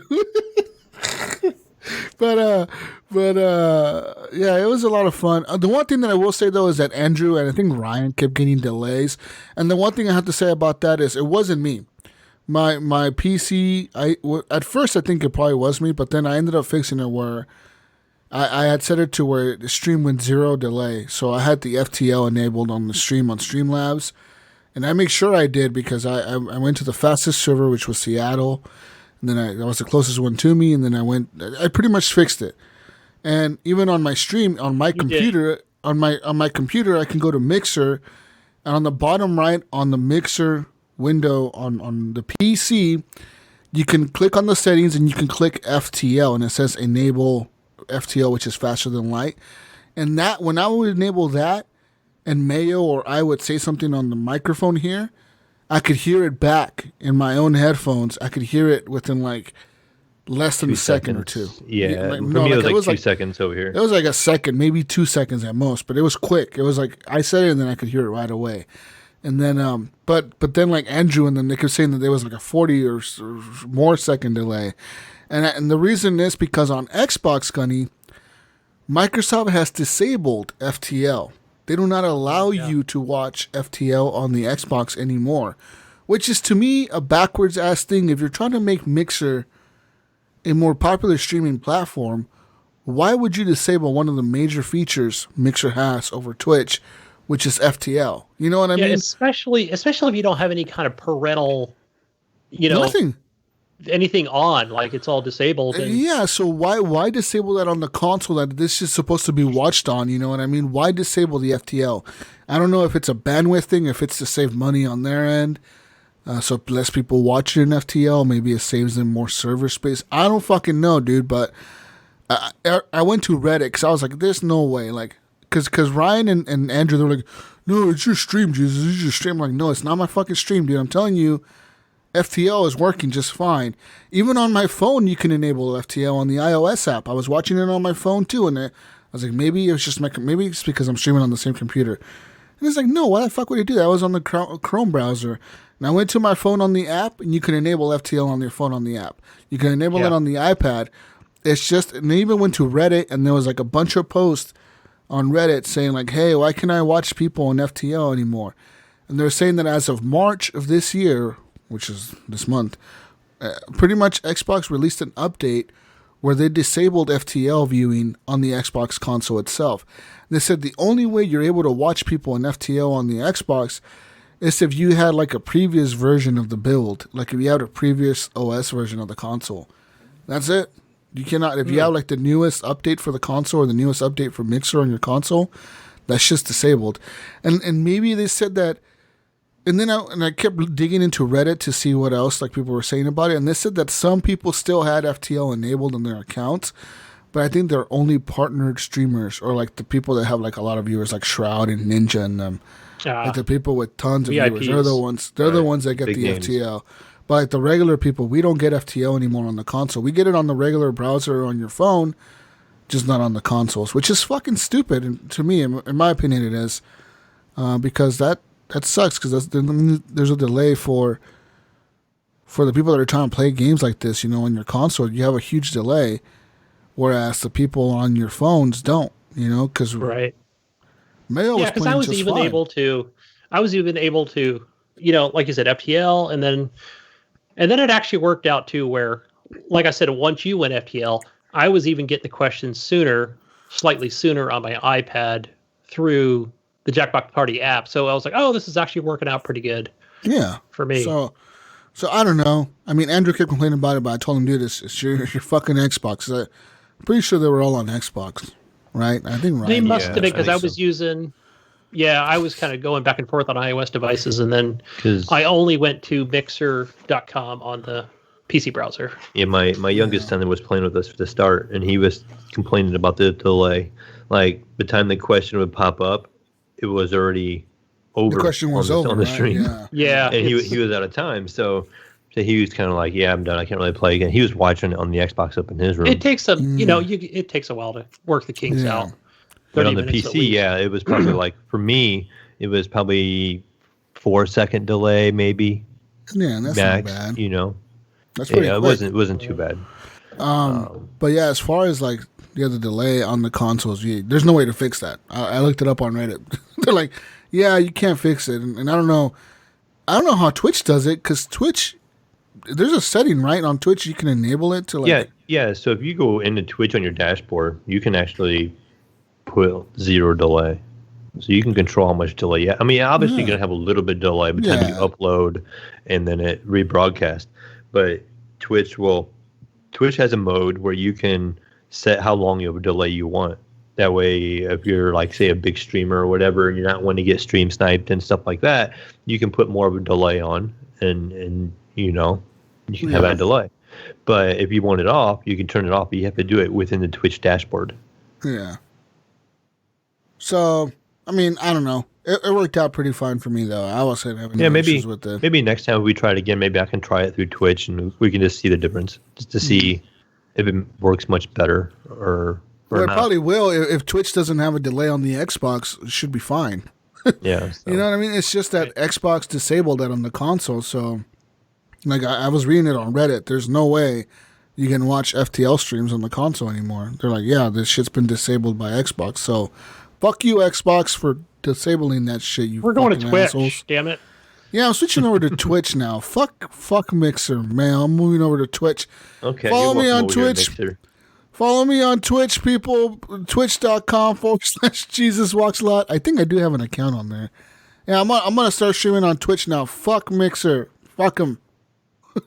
Watch me on Twitch. I'm Fix your announcing shit, it right. I'm announcing it right now, Mayo, until they fix it. And then once they fix it, I'll come back. Maybe. Okay, maybe just do both. I should. I have that. What's that restream fucking thing? What's it called? Restream. I don't right? know. Just figure it out. You can do it.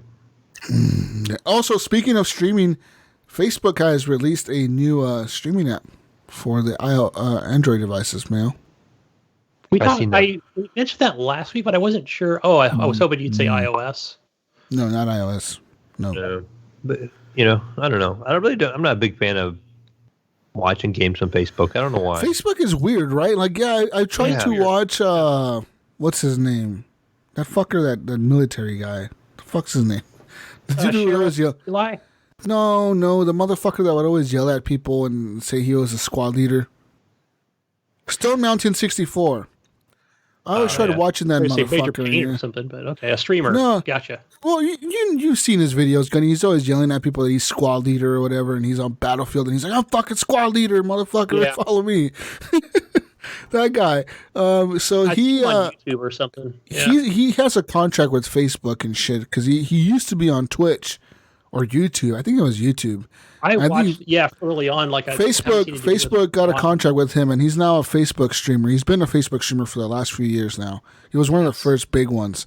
But I don't fucking like watching him. I don't like watching him on Facebook. I literally turn him on for like maybe 10 seconds at a time. 15, maybe 30 seconds at most. And I'm like, I can't do this. And then it's weird because like you got all these people commenting constantly, and then all of a sudden you get like these like people with badges on their name and a supporter or whatever. It's like they just donated 5,000 stars or 10,000. I'm like, what the fuck's a star? What's it worth?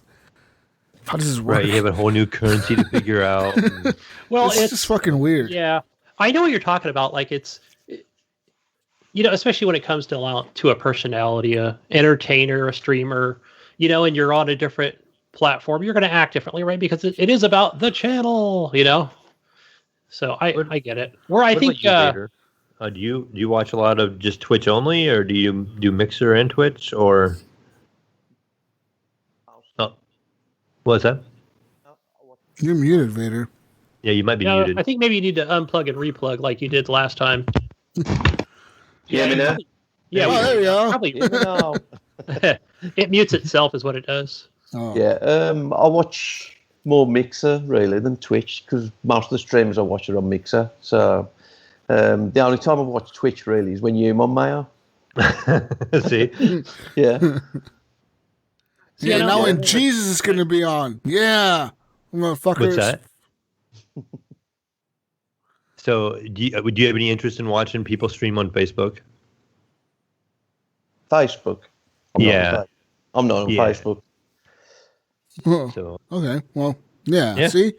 There's also the problem with lots of people are not on Facebook and they don't want to be on Facebook. So, Facebook is so weird. You think of the youth, my kids are always like, Facebook's for old people, Dad. Yeah, so it's weird, right? Like how do you capture that audience, when I don't know. It's really weird. But so that's the other thing too, is the one thing I will say about Facebook streamers though is every time I watch somebody on Facebook, they always have like hundreds and hundreds of viewers. Hundreds. Like it's never a streamer on Facebook that has like 4 viewers. They always have like at least 200. So somebody's watching them. Right. It's kind of untreaded territory. I think, who's the gentleman? I'm down blanket on names here, but there's a few that I follow. So it will let me know, there'll be a notification that they've gone live and, but I still kind of, I think even with this app, to me, it kind of reminds me of like, hey, it's going to be that YouTube gaming app where basically it's promote, but nobody really is ever going to go to use it. They'll just go straight to the source, facebook.com or the app on their phone, which is, where you're going to kind of see everything. Mm-hmm. But I see what they're thinking, like, okay, let's separate the two so that nobody leaves the stream. They just stay on there and give out all the stars, maybe. Well, the thing is also, it's not just that, Gunny, but like I said before, do you have to have a Facebook account to sign up for this new Facebook app, gaming app? There's a popular streamer that when he came out, he said something about where it's even something to where I couldn't even figure out, where he said, hey, look, you don't need like this personal profile set up on Facebook.com. You can create a page. Well, that's for the streamers. I'm not talking about that. I'm talking for the people viewing. If I don't have a Facebook account and I download this app, do I need to make a Facebook account on this app to log in to view people, or can I just view people with a new account that's not tied to Facebook? Yeah, good question. The problem with Facebook is Facebook literally tracks all your data.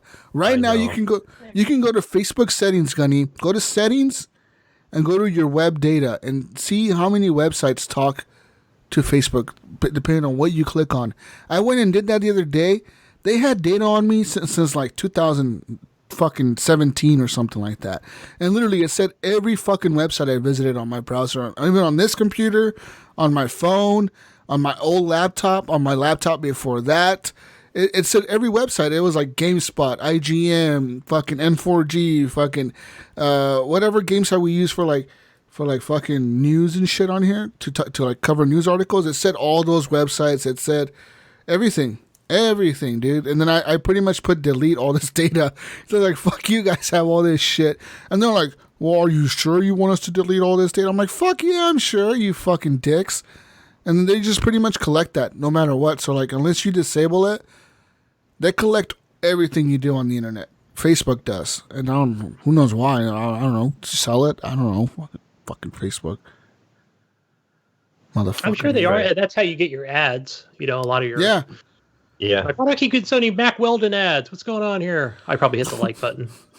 No, you probably said Mac Weldon on the microphone and they picked it up. Right. Like, oh, you want some underwear, guys? To show some underwear. It's scary, dude. Literally, watch. You're going to get a Mac Weldon ad now on your fucking phone. Watch. Couple days, it'll happen. Yeah, if your phone heard it. Yep. My phone did because it's right here. Motherfucker, piece of shit. But yeah, off of that tangent, the Facebook tangent, all that stuff. Just the one last game I did play this week. I actually finished up Doom Eternal, and finally checked that one off the old list. Was it good? And it was pretty good. It just the formula. I skipped 2016 Doom, and here's the formula I found. It was puzzle, and then like you get to an arena. And then you have a shootout, and you kill all the enemies. Oh, wow. And then you either go to a next puzzle, or you go to another corridor, and then it goes to another arena, and then you have a big group of enemies, and then the music changes. You know, it changes. Well, there is no music in between. So you go into this arena, and all these enemies are there. The music picks up, and you got this rock music going on, and you're fighting your way through. You kill them all, the music stops, and there's a couple trash mobs that are still left, but you know you made it because the music stops. And then you kill a couple trash mobs, and then solve another platform puzzle. And that's kind of where the game kind of works its way through. And, you know, I finished up. It got really hard. Like toward the end, it got really hard. And I hate the Marauder character. I don't know if you fought him yet, Gunny. I know I mentioned him before in the podcast. So he's a guy that you have to keep a certain distance from you because you can't shoot him any other time. If you get too close, he melees you. If you get too far away, he attacks you. But he blocks everything you throw at him unless you keep him mid-distance. And then you have to wait for him to attack, and he like flashes green. His eyes do, and then he goes to attack, and you have to shoot him at the right time. But at the end of the game, they put him with a bunch of other monsters at the same time. So you're getting shot from 10 different directions, and you're trying to deal with this guy at the same time. And it just became a lot. But finally got through it. And I never did get the BFG gun, the BFG 9000 or whatever it was. Went through the whole entire game, rolled the credits, still don't have the gun in my inventory. It's bugged. And yeah, and you would see ammo drops for it and everything, like toward the end levels, and normally that's where you pick it up, and it's supposed to be good for like one shot, and nothing. I could run over it all day long and wouldn't get, it wouldn't pick up the ammo, and it wouldn't do anything, and I had to play the game without the BFG gun. Luckily, there's a sword they give you later on that will one-shot enemies also, and you have to use that quite a bit. In the last fight, it gives you this golden glove, which fills up your, I can't remember what they call it now, but it's basically like a way of punching somebody, and it will kill like multiple people. It's like a charged punch. And you can kill multiple people, or you can really do a lot of damage to an armored character. They give you a bunch of those, and they give you a bunch of this pieces of this sword that will kill anything in one hit, except for the last boss, because you can't get to him. He's like the size of his, 20-story building. And he's at the edge, and you're in the top of this rooftop of a building, and you're fighting them. And you have all these trash mobs coming at you, but the trash mobs are like harder characters. They are all a pain in the butt to kill, and you're switching guns often unless you're using your sword to kill them. and then you got to chainsaw some guys to get some ammo, and then you got to use it to kill the main monster. And you have like 2 full sets of rounds you have to do against this monster. So he has armor on him, and you have to shoot the pieces of armor off of him, off of his body, and then he like leaves. And then I'm like, oh yes, I finally did it. And then you have to chase the monster down, and now you have the part where you have to shoot the flesh off of him. So again, it's the same thing. You're on a different platform, and now you have more stuff that you have to kill, and you have to just basically shoot all the flesh off of him. And finally killed him. Rolled the credits with the Twitch Prime special skin Jesus, and I was a killer unicorn.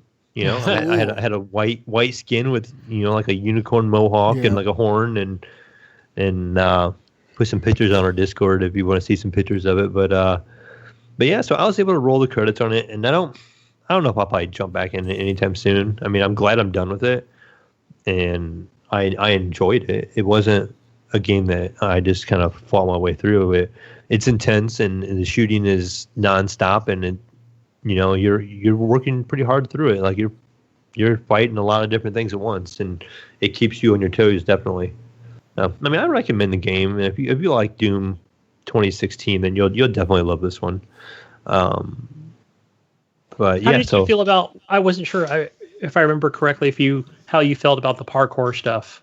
Or I've heard other people say, this is not needed and it shouldn't be. I wasn't a fan. I didn't mind it early on. It wasn't as bad. Then late game, it became a lot of you get a double jump ability and you get like a double dash ability. So you have to jump off this edge and then jump again and then dash again to get to this little it'd be like a little pill looking shape thing even, and it would recharge your dash or your double jump, and then you'd have to double jump and dash again off of that sometimes. So it would enable you to clear a long distance, but you had to sit there and figure out like where you had to go. And sometimes what I would do, I would just stop and look at the map, because you could kind of see them on the map where you haven't been, so you kind of knew what direction you had to go, and so you were able to figure it out. I died a few times needlessly just trying to figure it out, and it kind of would put a pause in the game for me. You just went through this intense action, and then it's okay, now puzzle. Okay, figure it out. You fall to your death 5 times to figure out the jumping pattern or get the jumping to work right, and then you make it through it, and then you go and you fight your way through a big arena again. But overall, like I said, it's a fun game. Even late game, like I said, there is just mobs everywhere, and so Gunny, if you go back and try to finish this game, you're gonna be busy at the end. Yeah, I can tell you that. It really racks my brain, this game. And shout out to Ghost Eagle for posting that video about that. Is like one of the funnest videos I've seen, where it's like you're a Doom, but you're like a Doomslayer baby, and you're playing on whittle baby mode. Right? Yeah. And so like the monster's carrying you around, dare now, baby, and like the big eyeball scares him and everything, and he starts crying, Yeah. It just totally reminded me of like, that was me right there, trying to play this. But no, like since Black Mesa, since I picked that up, that's all I've really been playing on. Like on PC. And how is that? Because I was gonna actually start playing it again the other day, and then I lost your Steam account on mine. So yeah, because my account got hacked this morning. Yeah, I hear. It was hijacked this morning. So I'm not going to say exactly how I did it, but I did kind of tell you how I did it a little bit, Mayo. But yeah, I'm really fuming right now that I lost my account. So for those of you listening that are Steam friends, yeah, it's not me on there, but I think it's locked up. So locked up pretty good, and I even like protested like a PayPal thing so that whoever stole it is not going to use my PayPal account. Change the password. Change your password on your email too, Gunny. Yes, I did that too. On my Google, I changed my password because I thought, well, shit, do they have that too? I don't think they do, but I changed it anyway. Nice. Yeah, that's weird. Why don't you have 2-factor authentication? I have the app on my phone, and literally every time someone tries to log into your account, on your phone, the app shows a thing that says like, "Hey, put this code in to log in." Well, and they can't guess that code. Obviously, if they don't have the app, they can't fucking guess it. You know what I mean? So to give a little bit of information, it was about getting like this free game. It was a thing on Steam. It's on the front page. And I went to the site and it was talking about, it didn't tell me till it was too late because it's like, hey, put this code in, but I didn't notice on the fucking thing on my phone that it was to change the way you log in. I was like, oh my gosh, I didn't see it until after, and I screwed up. It's weird. It was I blew like it. you were saying it was on Steam, and I've never had anything like that come across Steam. Yeah, that sounds weird. Like, why would Steam? You said Steam promoted it on the front page. Yes, they did. So I will. I tell you what. So here's what I did. I made What's this game? What's this game called? Tell me. Okay, This was an early Thursday night. Oh, Yeah. is it early? Game. Did you get home early on Thursday? Thursday. It was an early Thursday evening. Yes. Were you sure you were on the Steam or some other Steam porn Well, website? it could have been something, related to the Steam, but I'll explain it to you guys later. I'll show you what it was. What is this? Okay, we need to know what this free-to-play game is called, Gunny. I'll let you know what it was because. Oh no! What is it called? Text me, message me right now. No, I don't know. So I had to create a second Steam account. I think to log in to basically say my account was hijacked. So I haven't received a response yet. But Gunny, were you playing Blush? it could have been. It started with a B. I know that. Yeah, conveniently, he did not tell me the name of the game. Oh, okay, Gunny. Well, I don't know about this whole hacking thing. I think you willingly gave your information away for I did exchange too, to and I access. didn't realize it until it was changing the authentication of how I log in. Guys, So it basically hijacked my account with me helping them. Gunny didn't. So I definitely screwed up, but I still blame Steam for that. Gunny for came putting home that- early. Gunny came home early on Thursday, and then he was a little excited. He wanted some action, and he logged in a little too fast. Yeah, I was ready to get into it. That's what it was. Oh, man, I feel like a real idiot here. But I blame Steam too. I do blame them. Guys, I will show you a screenshot of what it is. Oh, okay. Because I created a second account, but I haven't gone back to look to see what that was. I think I was still I'm still too upset to actually go look at it. But I will take a screenshot of it and I'll show you what it is. But moving on to what this is really, really weird. Is it so? Puzzles me because Yeah. I've never had anything like that. I'll log in after the show on my new account and I'll show you what it was. So it's like the third thing down on this main Steam page. So, and then you got to scroll over to a couple things. I'd just be speculating at this point, but I'll do it after the show. But Black Mesa, I'm really enjoying it. I hope I get my account back so I can play it. It's I could probably just authorize machine anyway. So I'm probably, like 38 hours into this freaking game. How long is it? I've seen videos of people just doing like, time trials of this game and taking no damage. But for me, I'm like, I want to kill every enemy. I want to see what's behind every room, under every crevice. So that's really what I've been. It's a great game, man. I recommend it, Jesus. It's a good shooter. Sounds boring. Mayo may sound really boring. Sick. I went down to the spider's lair. He was fucking me up a few times, but Mayo made it sound like he wasn't excited.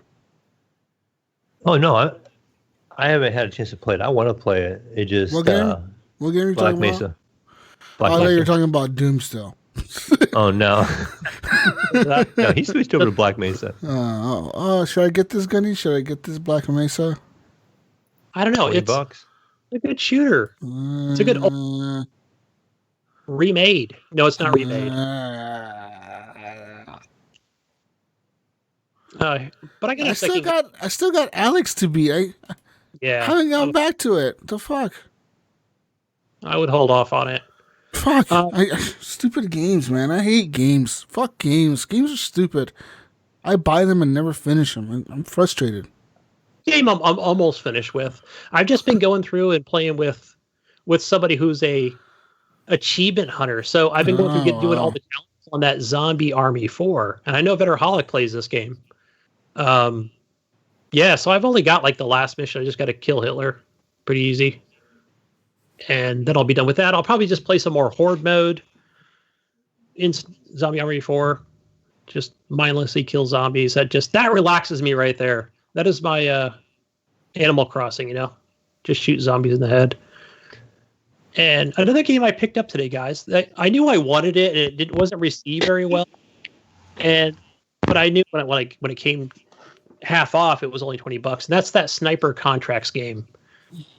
So I'm only 30 minutes into it so far, and it kind of reminds me of like they stole some stuff from like Far Cry, just the way your character moves and Sniper the way Contracts. the gun. Yeah, it's not something I recommend. It looks fucking cool. The screenshots make it look really nice. So one of the things I think it almost makes it like authentic as to where, okay, you've got your reticle, you can change how many meters you want your scope or how your gun reacts. And then it will show like on the screen, like, hey, here's the kind of the wind pattern of where your bullet's going to hit. So it won't exactly be at the reticle itself. So you've got to make changes for that.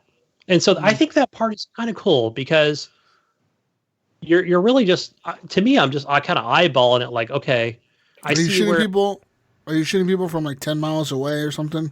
Yeah, something you're either doing that or you're up close, or they're 200 meters or 100 meters. So, there is like, they will do takedowns. Like you can sneak up behind people if you can. Who are you killing? Terrorists? From what I understand, it does have like, there's a story there of like, old Russia and, you're there Russia. Communist Russia. Why is it always Russia? I know, they're always the bad guy. I don't know why. Why is it I wonder if Russia makes video games where America is always the bad guy. I think so. Because I can definitely tell, like, it's like, remember that movie, The Wolverines, because now I'm in, like, it's like the cold part of Russia and everybody's dressed in, like, these uniforms and they're Russian. But, oh, shit. Okay. But, yeah, it's, so far, it's, yeah, it's okay. It's a sniper game. We should make more video games where the British are the bad guys. Yes. Fucking redcoats. You fucking British redcoats. We haven't forgotten, Vader. We haven't forgotten. America, motherfucker. Yeah. Right. He says no comment. Oh, shit. But I talked about Delivers to the Moon. That's still going good. I'm a couple hours into that. Got on the space elevator. I'm at the moon now. And just trying to figure out. But I just want to go back to that for a minute because you start off like you get out of bed and you're like, this person's talking to you at like this command center. There's nobody around. It's just you. You're playing as this girl named Claire. And the world is basically turning into a dust bowl. And what it is the way Earth gets electricity is from this giant space dish that's on the moon that's directed to this like reactor on Earth. And that's how, you get electricity because there is no sun coming through the atmosphere. And, you kind of come out and you can see like all these like, solar panels, and it probably just receives very little light or anything from the sun. So, but you're immediately told like, hey, you need to get the rocket up and running, and you need to get to the moon immediately and find out what happened during the blackout. And so you've only got to do a few puzzly things, I would say, to really get the rocket going and to get on board, and you take off. And but one of the things I'm finding out is now that I've kind of made it to the moon, and where you can it kind of recreates or plays videos of kind of what happened, but not exactly. Like they're just talking about, hey, we need to stay here and make sure this reactor's working. So the Earth does have electricity, and that's kind of what we're here for. But then there's other people in that conversation from different transcripts that are talking about, no, we need to do this other thing. So that's the mystery of finding out where they went on this mysterious journey. And I think that's really your job as Claire. But you're kind of going through some puzzly things. Jesus, you mentioned earlier about, things are electrified in that game that you played, where you'll find ways you have to traverse through these like electrified pulls to get the next module to, then stick in this hole, shit like that. But I didn't find it too difficult. It's right there where it's easy enough to get to the next area. But so far, I'm having fun with it. I recommend it. It's not scary. I haven't seen any aliens or anything like that, so I don't think it's a horror game. Have you thought about this game at all, Jesus, with the RTX support? It's got a lot of lighting. What's it called? Deliverance to the Moon. It's on Steam. I've seen it. Xbox One Game Pass. It's on the Xbox Game Pass PC. I think it's on PC Game Pass as well. It is. No, I haven't really paid. Nah. Yeah, it's more adventure. The other thing too that I unlocked just before we started recording was you get this. I didn't know what it was at first. I thought it was like a helmet. You take it to this workstation and you have to repair it. And some of the things too, Mayo, that you spoke about earlier in a game where it shows you what you have to do with these pieces to fix this like floating bot.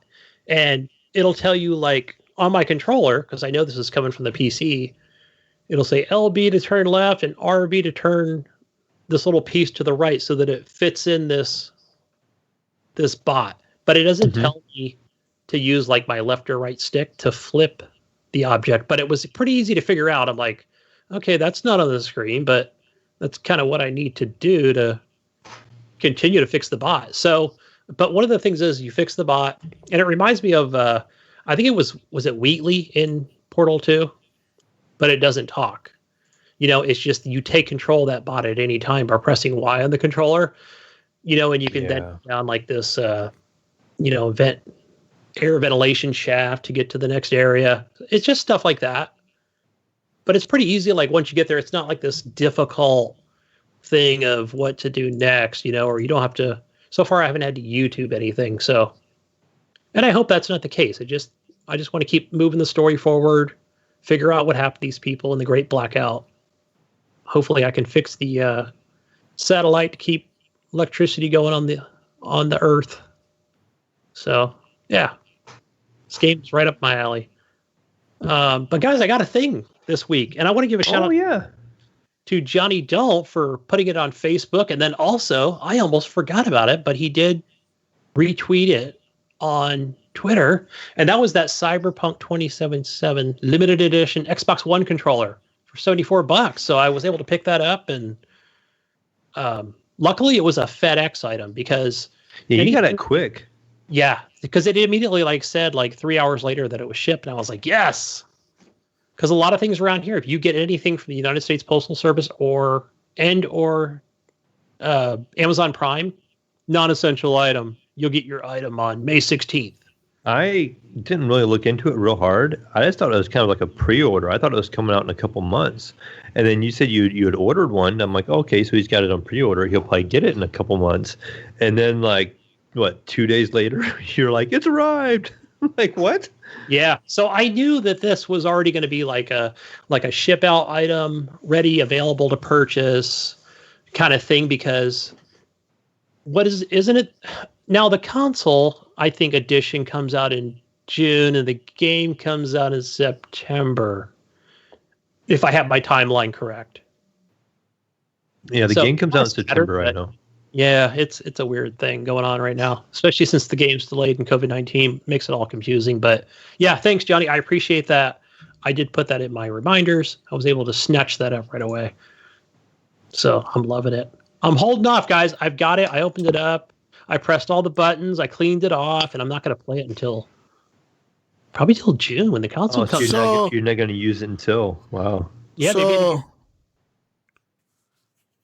what's unique about this controller?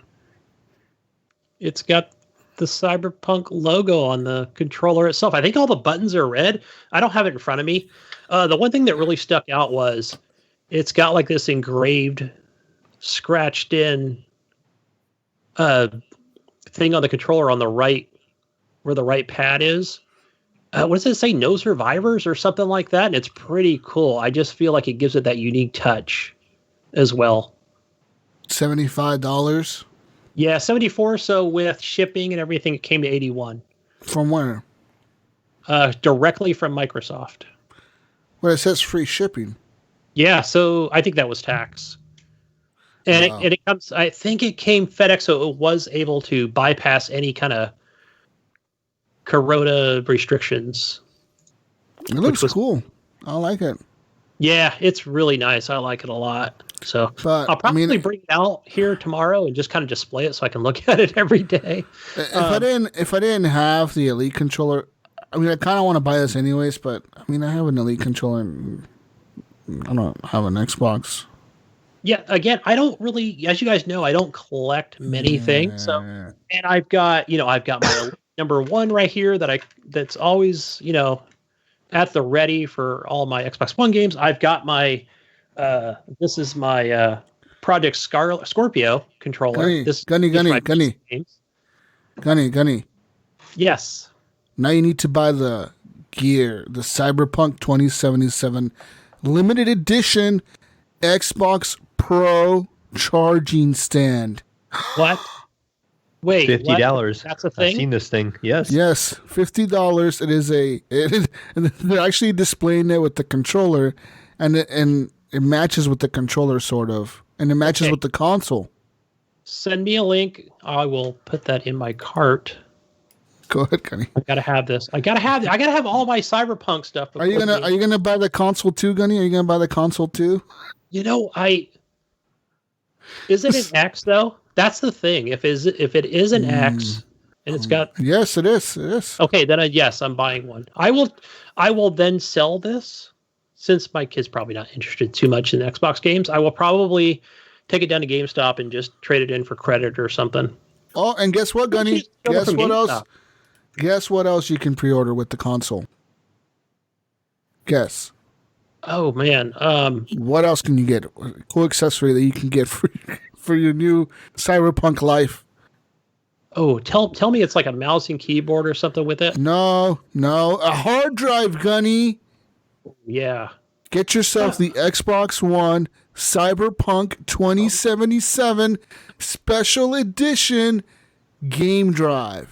Okay, I assume it's external and it's probably yellow. Is it 1 or 2 terabytes? No, so it's yellow and blue and silver. Like it looks like the console.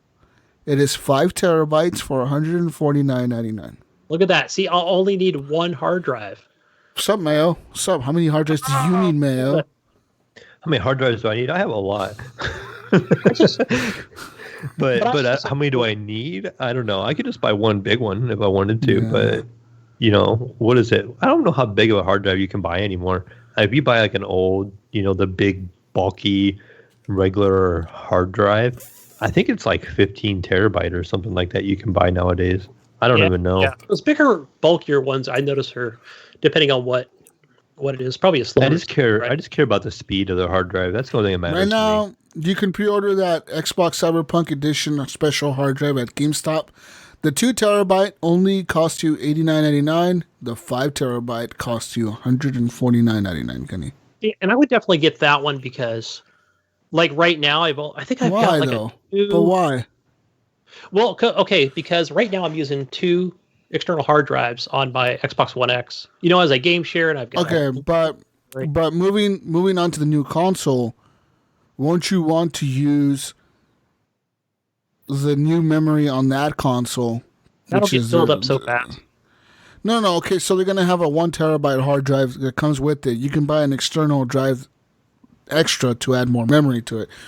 Wouldn't you want to buy a bigger one of those hard drives because that console's coming out this year supposedly? So, wouldn't you want to buy one of those hard drives to transfer everything over to that? Yeah, I see what you're saying, and I'm going to say no until prices go down on those secondary SSD. That won't be for a couple of years, maybe after next year. But I think that when I look forward on that, I think on that 1 terabyte hard drive, I'm probably going to keep all my multiplayer games probably on there. Not all of them, but the ones that I play on the ready. But everything else, I think, it's hard to say. I think I'm going to have to be picky and choosy, right? Because especially if, let's say I do go with that 5 terabyte Cyberpunk hard drive, like what do I keep on there and what do I keep on the actual console itself. You know what I mean? Like, I don't know. Yeah, would I really want to pay, an extra $200 to get the second hard drive? So I don't know. Yeah, that's the problem. How much do you think like, these? I already looked at that. How much do you think these hard drives are going to cost, guys? Like, Mayo, what do you think? Okay, so like the new consoles have this special drive, right? Like those NVMe or whatever drives. Yeah. How much do you think it's going to cost for an external one of those? Like to buy an extra one? If I had to guess, for some reason, I'm going to say for a 500 gig, you're probably going to charge probably around $100 to $150. No way. For 500 gigs? Yeah. Well, how much? Look at the M.2s. Just look at an M.2 right now. Well, I paid $250 for mine. What do you mean? Right, but look up a 500 gig. So these will even be a little more expensive until third party says, "Hey, guess what?" But who knows? That could come out pre-console or after. Let's see. I'm just going to just to see a quick search. 500 gig M.2 sort of thing. So Newegg, just right off the rip, just a Samsung 500 gig is $99.99. Another Samsung is $129.99. There is a Western Digital, which is like $70. So most of your M.2s for your PC are let's say 70 to 130 range, and like Gunny said, it's proprietary. What Xbox will probably charge a little more for being, this special Xbox thing, and so yeah, I'm guessing 100 to 150 range. Yeah. See, so I guess when I look at, I here's the thing: I want my cake and eat it too. I really do. I want to just get the best of the best and have it all sit in one console. But I think I'm perfectly fine with just go ahead and, I'll keep, my shit like Minecraft and maybe Ghost Recon Breakpoint and Call of Duty. That'll all be right there on my main hard drive. Anything I play frequently. That sucks though, man. From being used to having everything on your hard drive to having only so many games on your hard drive. Well, I think and definitely I can already see what sucks is the part that's going to be where I think, oh man, I'm so used to firing up Call of Duty and that thing's ready in 8 seconds, on my new Xbox One Series X, but then I'll go to play something else, and it'll be like, what the fuck's it taking so long? 3 minutes to fucking to open up a fucking game. Yeah. Right. Yeah, I'm just waiting for. Yeah, but, that's the shitty part. So or something similar, if I can grab something before then. But I definitely want that external hard drive to play with my new controller and my recharge rack. Nice. Yeah, so hopefully, I don't know. I kind of want that Cyberpunk console though. I just don't know when. Can you pre-order it? I didn't see if you could. Can I pre-order that thing? So, because I only saw just the controller was available for the pre-orders. Let me look it up right now. I think I can pre-order it. But I just got it like the day it came out. No, it wasn't even a pre-order. I think it just said available now. So, but I knew the time and date it was going to be available. You can't pre-order that Cyberpunk console. No, we don't see that a lot nowadays. That's fucking dumb. Well, what's the point of announcing it's coming out in June if you can't pre-order? Yeah, because you notice what they've been doing is it'll be available on this date, like no time sooner, no time later. It's just how they operate. Should I sign up for Xbox All Access? No, fuck that. $24.99 a month. No, thank you. Yeah, it's pretty much the same thing. Remember we talked about this in the past where you get an Xbox console, you get 24 months of Game Pass Ultimate, and then you get in 18 months you can upgrade to the new console. It's for the one where you buy the console. Sorry, it's where you go through their bank kind of thing. Yeah. You have to make every payment on time every time. Yeah. Yeah. Or else they charge you like full interest. Yeah. Fuck you, bitch. 26%. You're screwed. But all right, let's move on to some news, Gunny. It's news time. What do we got for the news? Where's my beeping? I get no beeping? Beep, beep, beep, beep, beep, beep, beep, beep. News time.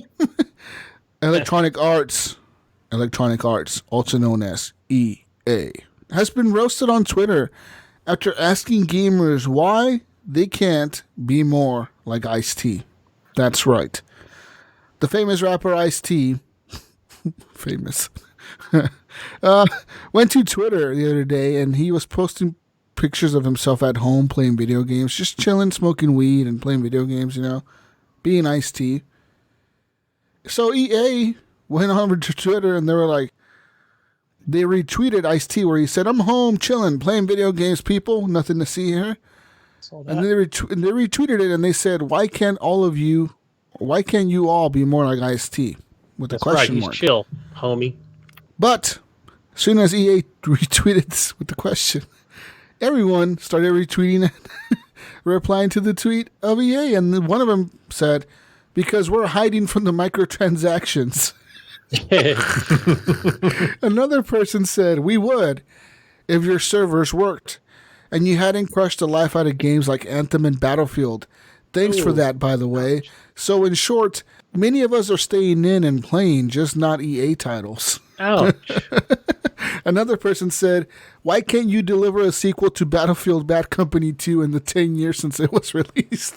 Yes, please, give that to us. And another person said, because your servers are broken.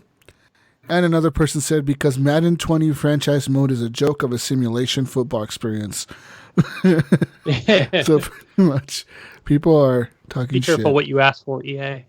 I don't think EA can do any right, though. I mean, it seems like if they try to do anything, people just jump on them. Yeah, EA. Fucking EA. I follow Ice-T on Twitter. I recommend it. He's funny. Yeah. He's a funny guy. Moving on to more news. No Man's Sky news. No Man's Sky is now getting a new, more ambitious update in 2020. That's right. Earlier this year, No Man's Sky got that crazy living ships update where there was some weird biological spaceships that were like alive. Yeah, like, did you see those ships? I wonder if they're like in VR. I need to actually try to fire it up and see how they are. Because the ship was kind of cool in VR. Yeah, it looks fucking weird. I don't know. But I mean, one of those ugly looking flying real life ships, like, ugh. Anyways, earlier this month, or maybe a couple weeks ago, I don't know when, but they announced giant mechs and they pretty much released them, I think. Mm-hmm. But in a new blog post published by Hello Games, confirmed that they will have much more content in store for the game, which is nuts. This game came out in 2017, guys, or 2016. 2016. It's 2020 now, 4 years later, and they're still supporting the game with free content. Even though the game was shit at first, kind of. It wasn't really bad. I kind of liked it. But they've added so much to it since then.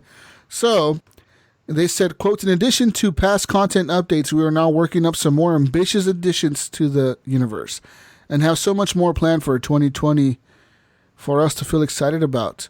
So, No Man's Sky, since its release in 2016, has received 6 expansions. Some of them smaller, some of them pretty big, like the one where you added like space stations and shit. But they're gonna add more stuff to it. So we'll see what happens later this year, maybe next year. That's fucking nuts. It's fucking nuts. Yeah, I say keep going. I think it's pretty awesome. I know when it first, not when it first came out, Jesus, but when it came out and they did that big update initially, and I think that it was then released on PC and Xbox One, but it was so broken on Xbox One. I told you guys, I was like, yeah, I played this, but it was like janky, and I was falling through the planets and everything, and I only went back once or twice into it, and I played it in VR on PlayStation, but yeah, I know they got that playground type mode, and I really want to play that part. Adventure mode or whatever it's called. I enjoyed the game when it first came out. I know a lot of people didn't like it. I enjoyed it a little bit. I didn't think it was as bad. I know it didn't, deliver on everything they had promised, but I was enjoying it. Yeah, exploration mode, something like that. Yeah. Okay. So, the next Xbox Series X reveal will be games. And there won't be too much of a wait, according to Phil Spencer. The other day, the Division of Xbox head Phil Spencer took to Twitter to tease the next reveal related to the upcoming console, the Xbox Series X. So he pretty much, somebody tweeted him and they said, "Hi, how are you feeling about the eventual reveals of new games and new info on the Series X later this year? How is planning going? And there's definitely a lot of hungry fans out here." And he replied, "Reviewed plans yesterday for continued sharing through launch. The team is doing great work in adapting. I've never been more excited about the Xbox plans. We've heard you, and you want transparency and authenticity. We plan to keep showing that way. Next step is not too much of a wait." And then he put in brackets, "games. Dun, dun, dun, dun." They're going to show games, guys. Whoa. Is this a game box? What is this? Never before seen. I hope that A game console they're with just telling games. us that they're gonna bring lots of games and hopefully Hopefully. maybe announce some big Yeah. titles. Maybe I want Fable 4, dude. If Fable 4 is on launch, Yeah, Jesus is back on board. Jesus is in. Pre-ordering. Wait, if I could play it on PC, fuck him. No, Right. I don't Probably need to pre-order. could. Oh, of course you could, right? Yeah. I forgot You're still about on board, that. right? Still on board. Fuck that. I'm playing it on PC. All right, Jesus. So here's the important question. Here's the important question. So, Fable 4 is announced. Playground Games made this awesome Fable game, available day one, Game Pass, Xbox PC. One Series X. No, Xbox One Series X. You'll have to wait, unfortunately, 3 weeks before this comes to PC Games Pass. If it's 3 weeks, I'll wait 3 weeks. No, You'll but wait yeah. 3 weeks. Okay, that was That's my easy. question. If it's 6 months, Jesus will not wait 6 months. What about 3 months?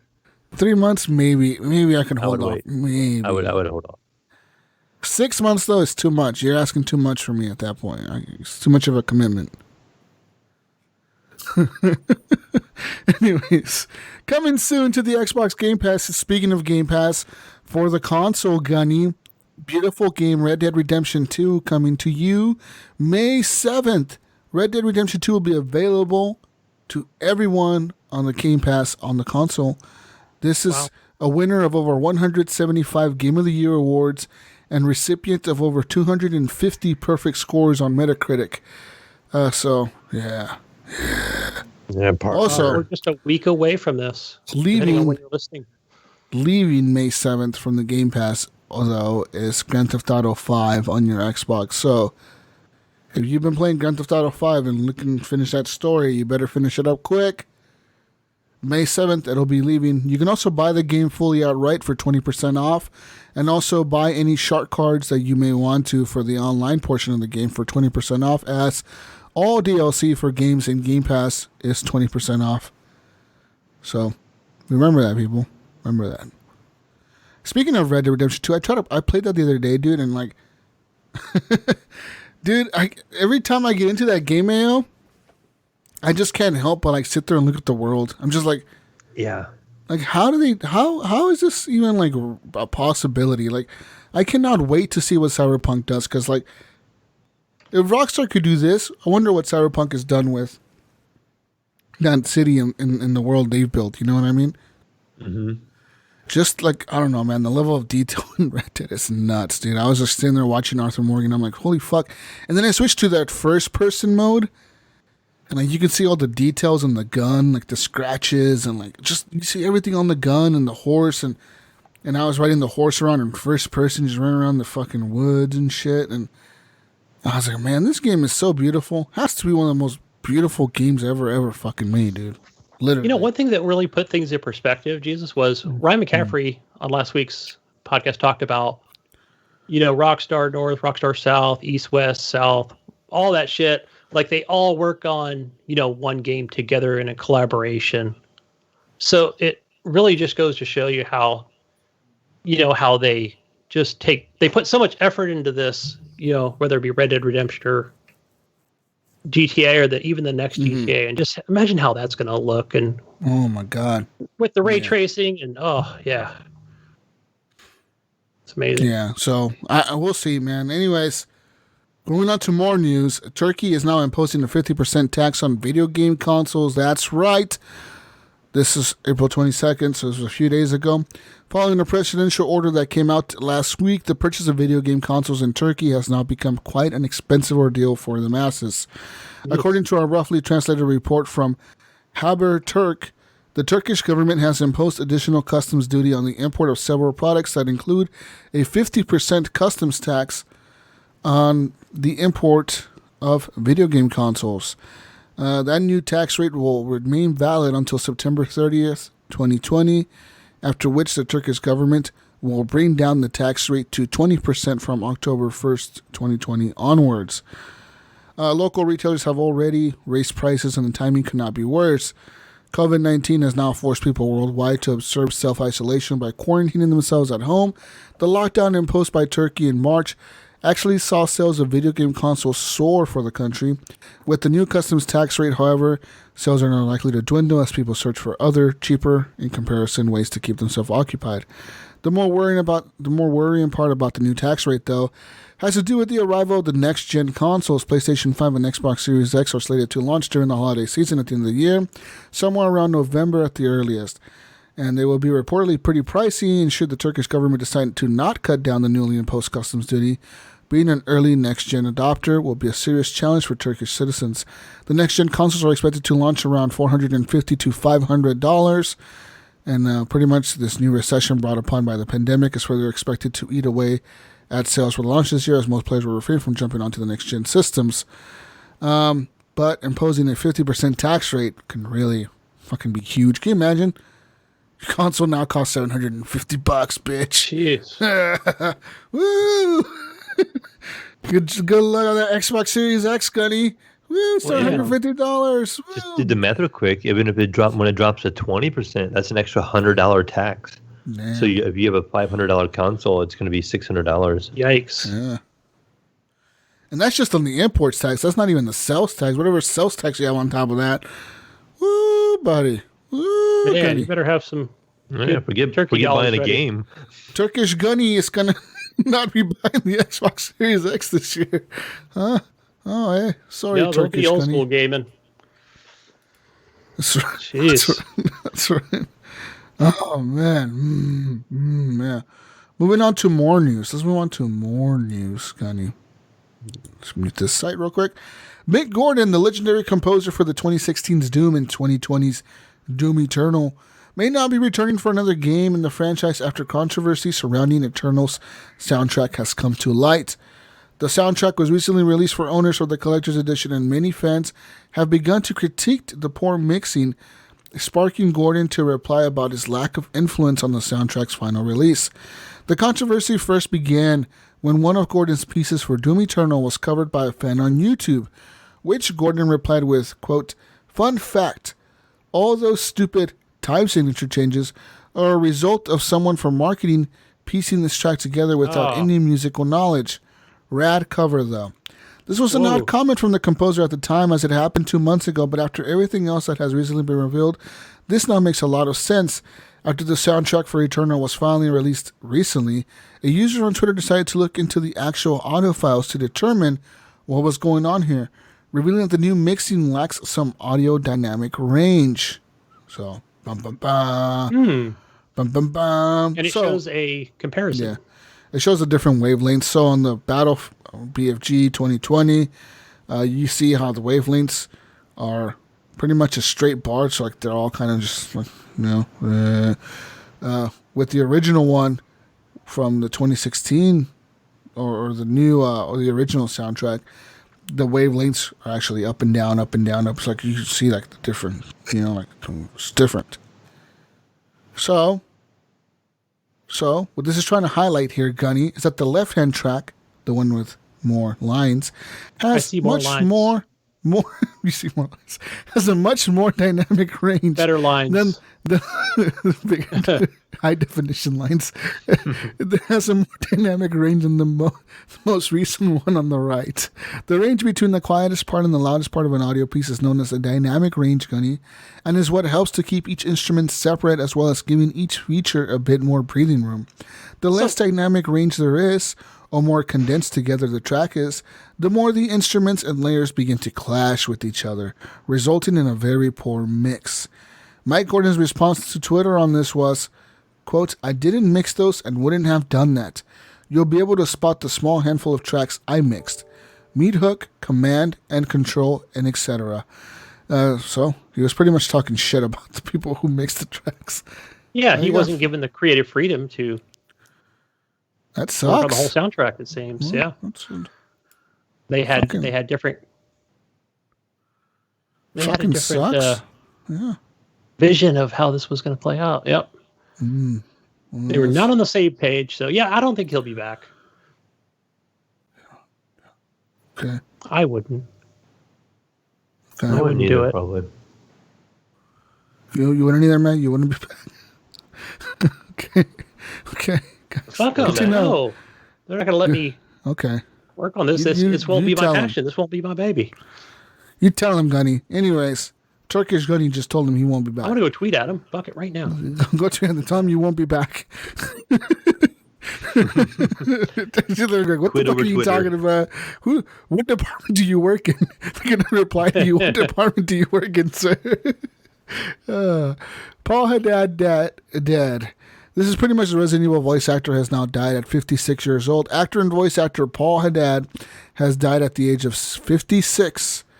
During his decades-long career, Haddad performed in many different roles, and he is best known as being the voice of Leon S. Kennedy in the video game Resident Evil 2. He was also the voice of Uncle Arthur in the children's show Babar. His death was confirmed on April 17th by Invader Studios, saying, quote, "Paul Haddad, our dear friend and an icon among the Resident Evil community, has passed away recently. We've been truly honored to have the chance to meet and work with such a great man and a brilliant professional that he was. Rest in peace, Paul. You will live forever in our hearts." Haddad's cause of death has not been officially confirmed, as well as the date of his death. Comicbook.com reported that the actor was suffering from throat cancer. Haddad was born on May 20th, 1963 in Birmingham, England. He moved to Canada and attended McGill University in Montreal, Quebec. He also graduated from the National Theatre School of Canada, and he was living in Toronto, Canada at the time of his death. So, there you go. Guys. Rest in peace. Rest in peace, Leon S. Kennedy. Oh, We'll miss you. Sucks. People die.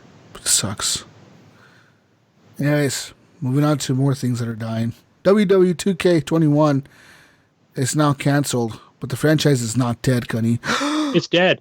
It's dead. Oh, shit. Okay. Yep. The WWE has officially confirmed that the next WWE 2K game is now canceled. WWE 2K21 will not be released, management said on the earnings call.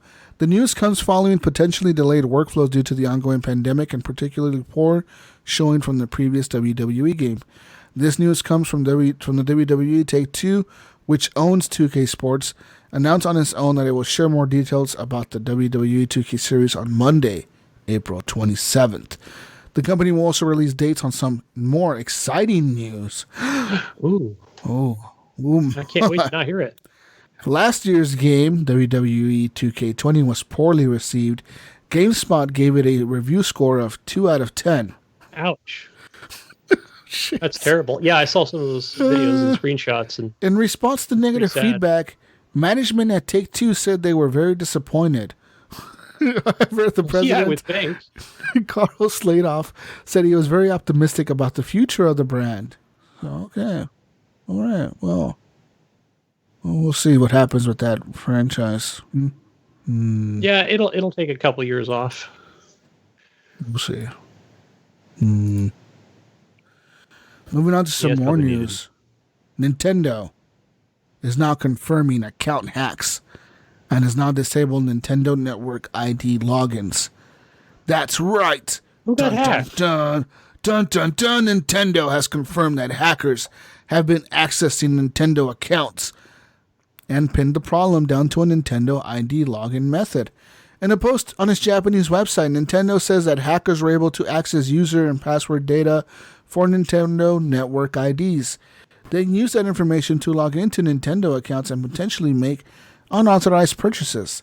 The company estimates that around 160,000 Nintendo Network IDs have potentially been affected.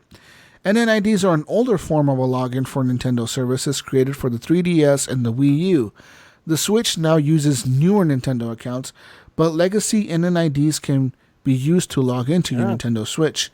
In response, Nintendo has abolished NNID logins for Nintendo accounts, and NNIDs and Nintendo accounts that look to have been compromised will see automatic password resets. So, there you go. Man, good thing I locked down my PayPal account. Well, Nintendo did say that credit card information will not have been viewable by hackers, but warns that they could have had access to the user's nickname, their date of birth, their country, their region, their gender, their email address, and both the NNIDs and leaked Nintendo accounts. So pretty much everything else except your credit card. All right? Yeah, they had still, access to everything, Gunny. They had access to it all, Mayo. Everything. Yeah. It's going to be hard to make another Nintendo account or anything, if they have all your information. Good thing Gunny doesn't have a Nintendo. I know, that would have been hacked. Gunny, it wasn't hacked. You gave him your information. You know what, guys? They don't have the games that I play on he there. willingly gave him his information.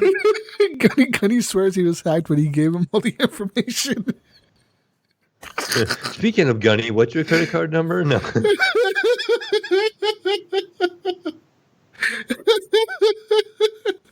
Routing number and then account number, please. Called Fluffy.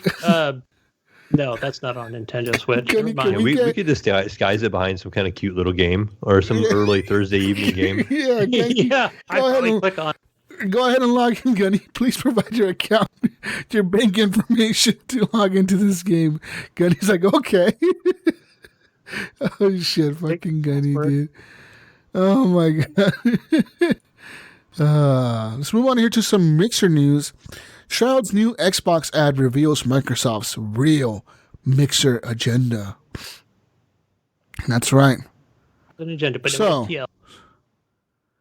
Gamers got a lovely surprise this week when Microsoft posted a new Xbox Game Pass ad starting Shroud to its YouTube channel.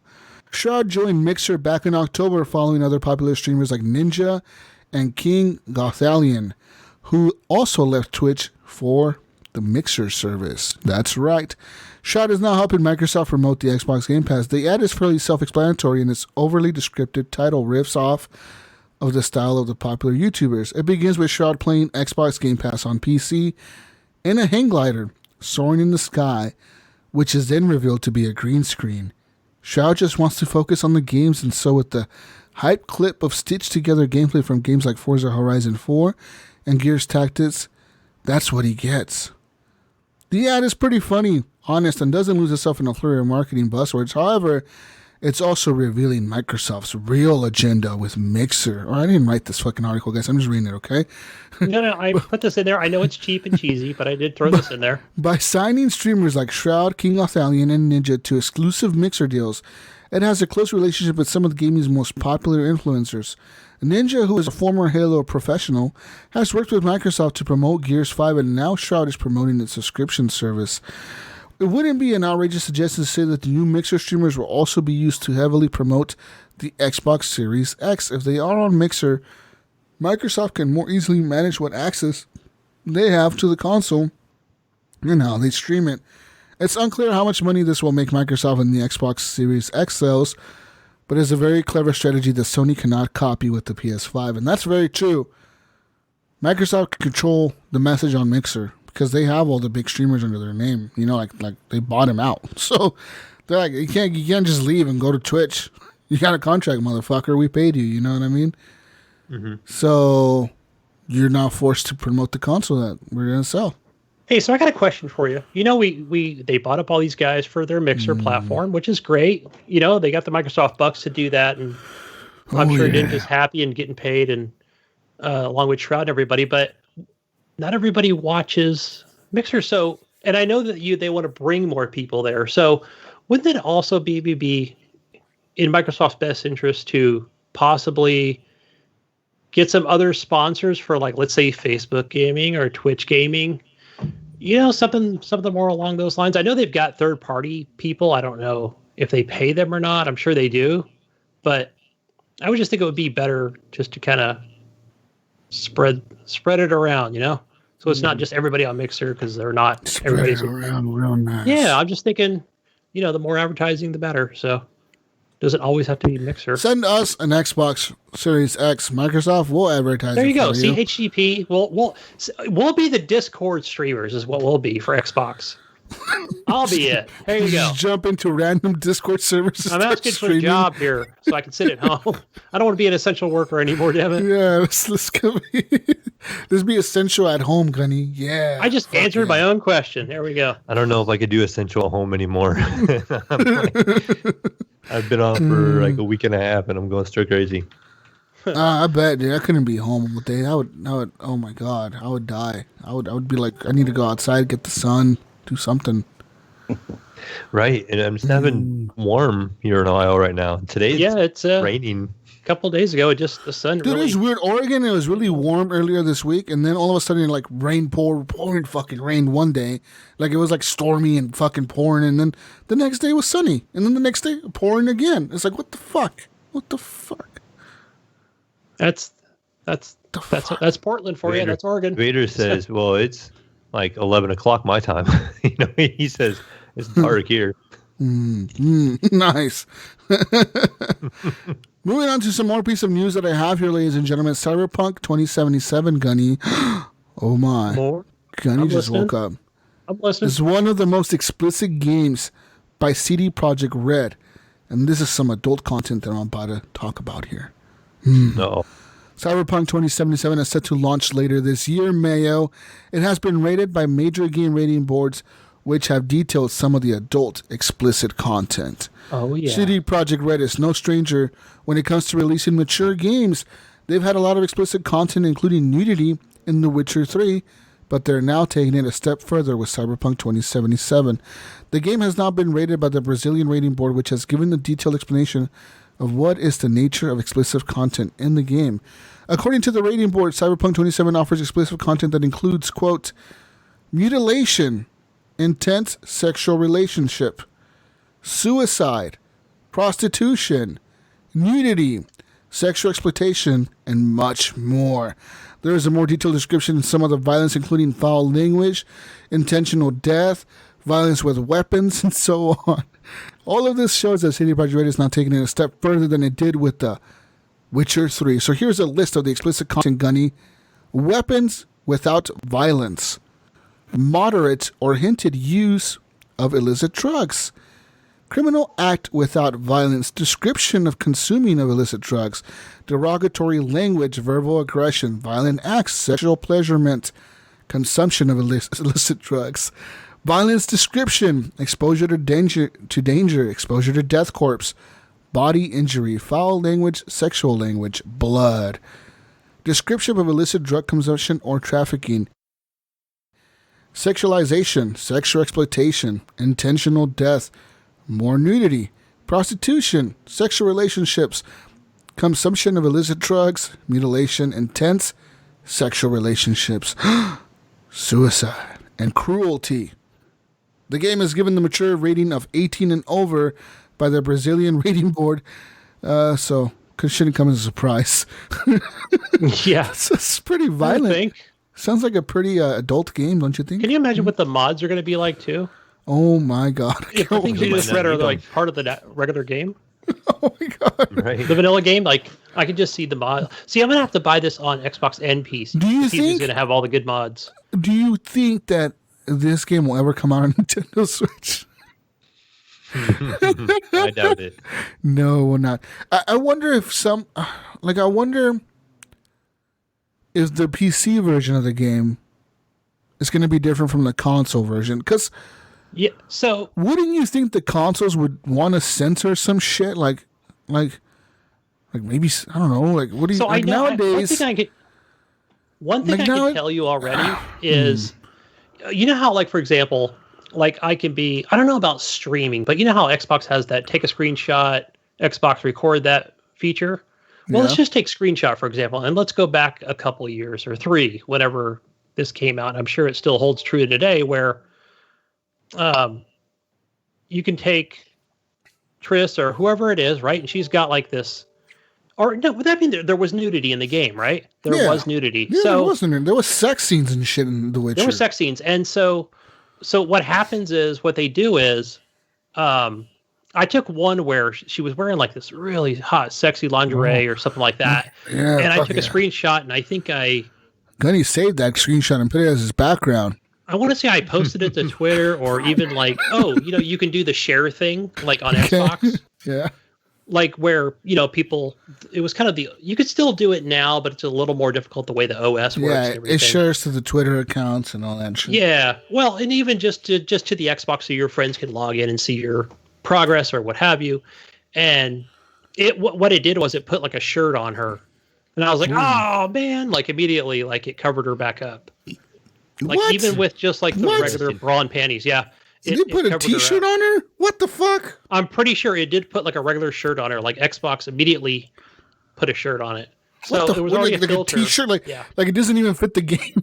It's like some regular ass t-shirt. The fucking Witcher. I was like, no, you're kidding me, right? What so no, it wouldn't let you show it. I think unless you had like, obviously, like I've seen people do it, like, if you got capture cards and things like that, it's a little different. You have a capture card, you can just there's capture ways around shit. it. Yeah, but so. Like I wonder, like I said, I wonder if Xbox is gonna, or even PlayStation, if they're gonna like, because this sounds like some pretty serious shit. Like for example, mutilation and suicide and. So here's what I think. I think it will come to Steam, but I think I don't think this is my speculation. They're not going to make like a separate version of the game or anything, but there will be filters and. That you can turn on probably like, hey, turn on this filter if you don't want to be whatever the fuck, you don't want to hear racist shit or something. Like you've only got like family friendly mode available on Switch, I was gonna say, what about like a parental control where it's tied in with your Xbox parental controls? This game should not have any parental controls. It should only be played by parents. There shouldn't be any controls. I think there's going to be that option, obviously on the Switch. I think too. The only parental control. Yes or no? The only parental control that should be on this shit is anyone under 18 in your house cannot play this. Lock it out now, motherfucker. Well, I remember in the news, I can't remember if it was last week or the week before, it talked about, it was one of the factions, and then it was kind of hinting at that kind of stuff too, as being, more adult oriented. So this is going to be interesting to see how much, because, there's a whole faction around it. So like I said, I wonder, like, Switch. What I'm thinking is, how long after, but what I'm thinking is, I don't think this will ever come to Switch, Gunny. But what I'm thinking is, like, there's gonna be like, you're gonna go to a strip club and you're gonna be selling drugs to the guy that runs the strip club or whatever, and the strip club is made with like robots or whatever, or the fucking things that are stripping. You know what I mean? Like, whatever. Or gonna be like a brothel or whatever. That's what I think it's gonna be like. When they talk about like a faction, things like that. But I think, but here, listen to me though. I do think that will be available on the Switch, but there's going to be clothing on the women. There won't be that option to take it off. Nope. I don't think so. Oh, Gunny, you want to bet money on this? I'll bet you an Xbox One X. Oh. You know what? I'm betting like a $10 gift card or something. He's like, I don't want to put too much on the line here. I mean, you're the big better, Gunny. Gunny. You're the one that betted Switch before in your Jeep. And I lost that one. So, listen, you lost your Jeep as well. It's not going to be available like right away. It's probably going to be like 6 months or a year later. No way, Gunny. What you're for? No fucking way is this game going to be on the Switch. Unless it's like super dumbed down, like fucking 720p fucking polygon fucking characters, all square. Everyone looks like Minecraft characters. Development, and they're already looking at how they're going to get this on the Switch. I don't know. Did we ever think Witcher was coming to Switch? We never thought it was, right? And it did. Witcher 3. Yeah. It had nudity. Yeah. Right? There are other adult games that are on the Switch. I mean, I can't think of any offhand, but Gunny would know. I'm sure. We know you know, Gunny. Okay, come on now. Lots of anime type style things. All I can say is Gunny should have been a guest on BGO last week. That's all I can say. Gunny would have brought all the games. Hey guys, I played that before. we should have traded Matt and just sent Gunny over there. Send Gunny over there. Had Matt on this week, and it would have been a natural fit. And I'm going to go yell at Matt and John and Michelle for suggesting that and seeing how I got my account hacked. Thanks a lot. Got my account hacked. You got listen. Yeah, in the process, they got hacked. You were listening to VGO. You got your account hacked because of that. Wow. Oh man. Anyways, So I'm still upset right now. but that's really like all we have for news this week. I mean, we'll see. I mean, Cyberpunk the leaks keep getting better and better. For me, all that shit sounds really cool. It sounds like a very we're gonna have a very mature game, and I'm looking forward to that. I'm tired of games being very, I guess, PC, like very politically correct these days, you know, and everybody being about, oh, let's not talk about these real things that happen in real life. Let's not mention suicide, or let's not mention death or murder or sex or anything. You know, it's like, fuck that, dude. We see it in movies all the time. Why can't video games just be like fucking movies? You know what I mean? Make adult rated video games. Why not? Like, it doesn't have to be all, like, it doesn't have to be a porn game, but I mean, you could have a sex scene in a game, you know, just like we do in movies all the time or TV shows. You know, this shit happens all the time on TV shows and movies, and no one's ever like, oh man, I didn't like that movie because it had a sex scene. Oh fuck, that movie was horrible. You see that one sex scene, Gunny? Oh man, I'm never gonna watch that movie again. It's like, no, who gives a fuck, you know? Yeah. What do you think over there, Vader? I know you've been quiet for a minute, but do you mind that stuff being in games, or do you think you're gonna not pick up Cyberpunk because of anything like that, or? Oh, I don't mind that at all. I don't mind stuff like that being in the games. Doesn't bother me. Yeah, I think we almost as gamers, I think we still have this this stigma, I guess, for being for the youth. You know, even though a lot of gamers are adults anymore. Yeah. I think when you compare it to the movie industry, is when they release a game, it's for the Xbox and the PlayStation, and you think of the youth when you think of those things. Still, for some reason, there's that stigma. When I think of Xbox player, Game Pass player, sometimes, you know, it is sometimes right away the youth pops in my mind, and I don't know why. It's just a stigma that we have as gamers, I guess, and that's something that seems to have never changed. And you know, one thing I also, when I talk to people at work, whether they be fellow employees or customers or and you know, and let's say they're casual gamers, or maybe they don't play the games themselves, but when we were talking about, like, where I say, hey, you know, I do a podcast and we talk about games, and what's the question they ask me all the time is, well, what games do you play? What games do you talk about? Oh, I know, right? I get that all the time, and I say all of them. Yeah, and I can't just say, I could be funny and just say adult games, right? But really, you know, that's just, they're already thinking of sex and porn. I don't play those guys, by the way. But you know, I think that, you know, that's the one thing where I say, yeah, you know, there's either a lot of violence or shooting, or the one thing I mentioned is Call of Duty, right? Like that kind of gives them the basis of a good idea. And I said, just on my podcast alone, where I'll talk about, you know, we don't do a lot of sports ball, but there's a lot out there, you know, with soccer and football and baseball and stuff. But it's really just, yeah, I think, just some different genres out there. We need more variety, right? We do, and yeah, you're right. You're right. When creativity, you do mention in your podcast, there's a question. What do you play? And if you say Call of Duty, if the person's a real hardcore gamer, they laugh at you because they think you're just some basic ass, like, oh, this guy's not. You're not really a gamer. All you play is Call of Duty. It's like, no, fuck you, fuckface. I have like a pretty badass PC and consoles and shit. I play everything.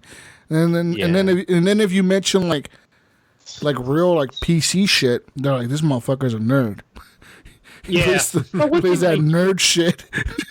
But I think the one thing to elaborate, depending on who it is, whether I'm going to go further with that conversation line, is that, you know, let's say if it is like something where it has a big budget and it has a really good story, you know, things like that, where it's like a movie, you know, like I try to work my way into that and say, yeah, it's good entertainment and something to talk about and share. And so depending on who it is, I usually throw out there, I'm like, oh, we cover PlayStation, Xbox, VR, PC, pretty much anything game related. We pretty much cover it, is kind of what I just kind of tell them.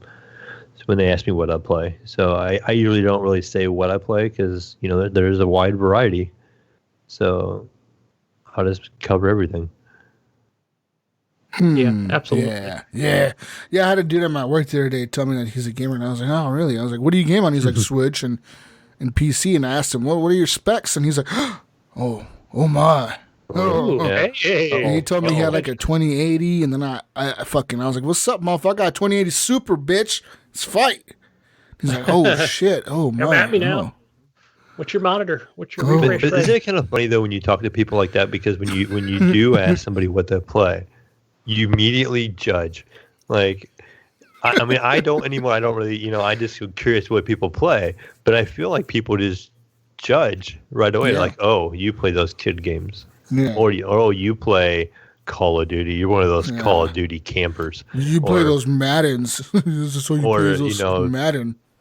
You play PUBG, then you're like, oh, you're a PC snob, because when you think of PUBG, you don't think of console players. You think of PC snobs that will sniper you. You play that fucking Tarkov game.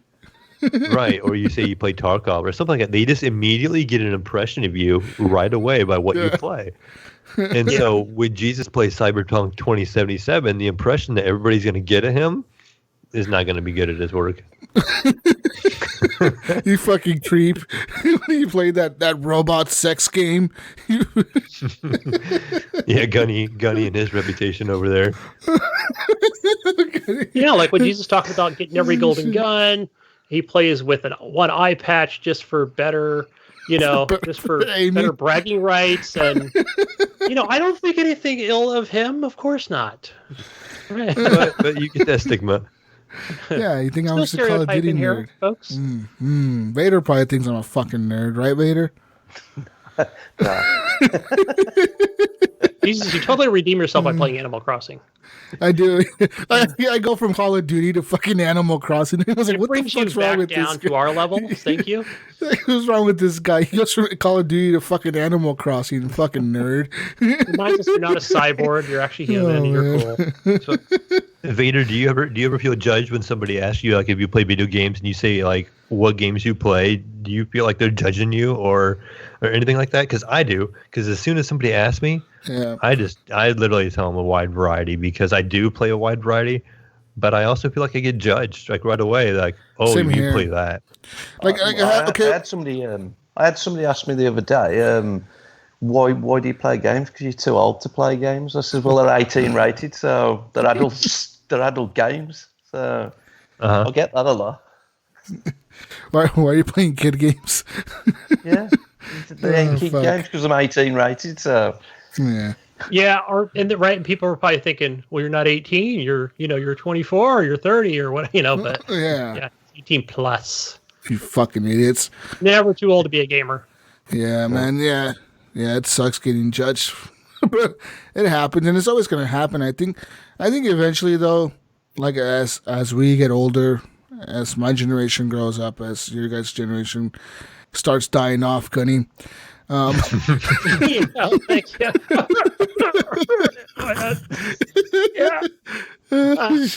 As the boomers start dying off, we're gonna get, I think, more acceptance of video games. I think by the time I'm old, like people that are my age are gonna be in retirement homes. I think they're gonna be video game consoles at retirement homes. I really could see that happening. You know what I mean? Interesting. Yeah. Because it's just gonna be a fact of, like, it's just these guys grew up with video games. They maybe want to play video games when they're old. I don't know. Is it going to be video game consoles or Oculus Rift Quest or whatever they are? Something like that. Something similar. Whatever the future is for gaming, whether it's a headset that you wear or glasses you wear or whatever, or if it's an actual console still. I don't know. Will consoles ever really die off? Maybe. If something crazy happens with VR, then maybe consoles will die off. You know what, Jesus? I've always said, I didn't get this from anywhere, but one thing I think the only way consoles or this device, this box, is ever going to die off is when we get rid of that TV in the living room. Yeah, something, right? Yep. Because, I mean, how are you going to kill off PC gaming? The only way you could do that is if you get rid of the monitors and somehow, like, put it in your eyeballs or something. Unless you can wear, like, contacts in your eyes that could, like, show screens in your vision. As being more of a PC guy throughout the years, back when you guys are all Xbox hobos and peasants and all that kind of stuff is as PC Master Race guys like to say. And I'm kidding, of course, but you would always see the articles of, oh, this is going to be the PC killer. This is going to be the PC killer. You see stuff about mobile now. Like, oh, it's going to be the PC killer. Mobile is going to kill console. And Stadia is going to kill. And PC has always been there, and it's always been strong. And I don't think anything is going to kill it per se. And the numbers could be down or the numbers could be up. I just don't think it really matters. I don't think anything's going to actually kill the PC, because as long as they keep making hardware, people are going to keep buying it and have a desire. So I don't think NVIDIA, I guess NVIDIA and AMD are the ones keeping it alive, I guess, because as they continue to make better graphics cards and better CPUs and better RAM and storage and all that stuff, it drives the console market, and it also drives the PC market. It'll just be an app on your TV in the end. I mean, now consoles will just be an app. Right. Yeah. Sure. That's what I think. Going way forward, of course. Yeah. Yeah. I think eventually you're right there, Vader. I think eventually Xbox might just be like an app. Just like, launch this thing and fucking streams. Because Microsoft just want you in their ecosystem, so they just want you to be subscribing to Game Pass and stuff. I don't think they're that bothered about like selling consoles now. Mm-hmm. It's more about just being in that sort of ecosystem. Right now, I think they're still selling consoles and focusing on that because they realize how big PC gaming has got in the last few years. And I think Microsoft realizes that the reason PC gaming has kind of grown in the last few years is because of how much more advanced the technology is on the PC side, and that's why they're coming out with a pretty beefy box that I think will hold up for the next few years. I still feel too. A lot of it was Twitch. I think the PC has grown because of Twitch, as people were streaming Fortnite and PUBG, and I really say I think it's Fortnite and PUBG. As people were playing those, and these kids were watching, they're like, I want a PC, because they see Ninja on PC playing Fortnite, and he's getting 10 kills, 15 kills, 20 kills, or whatever he's getting. Those kids are going, well, if I had a PC, I could maybe do that, or my game would be that fast, or I could be that good on PC. So I think these kids were starting to want to buy PCs, and now it's getting more popular for people to be on PC than console. I mean, not more popular, but I mean, it's gaining popularity. Yeah, of course. And when you go back to right when it went from Justin and Twitch bottom, and remember it was basically, I want to say it was national news where everybody from all parts of everything were just making fun of this whole Twitch thing. If you remember Jimmy Kimmel, all of them, right? They were just like, you're going to go watch somebody play a video game? How dumb is that? It's like everybody jumped on that train and how stupid it was and how corny it would be to watch somebody play a video game.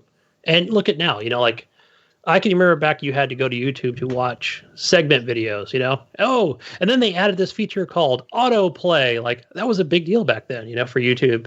It's like, it's going to play the next video, So you look in the last couple of years, the last 5 years even. Yeah. You have PCs in Walmart now. You can buy a gaming PC in Walmart. You could buy laptops in Walmart before, but now they have a dedicated little gaming section because of the youth. I don't think it's because adults. I don't think a lot of us adults that are they're more into the PC gaming side of it will go to like Best Buy and Micro Center and all you guys Fry's and all that kind of stuff.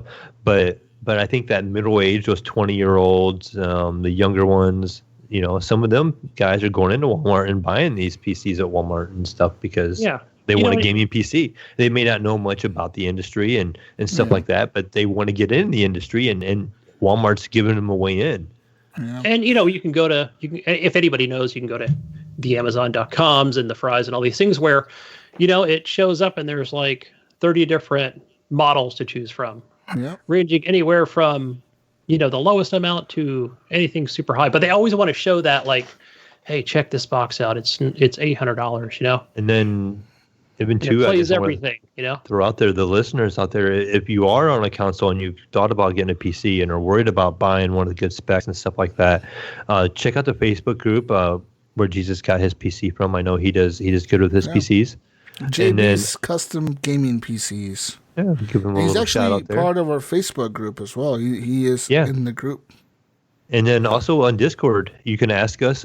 Jesus knows his PC stuff relatively well now, and Gunny knows his PC stuff some. And You can ask me.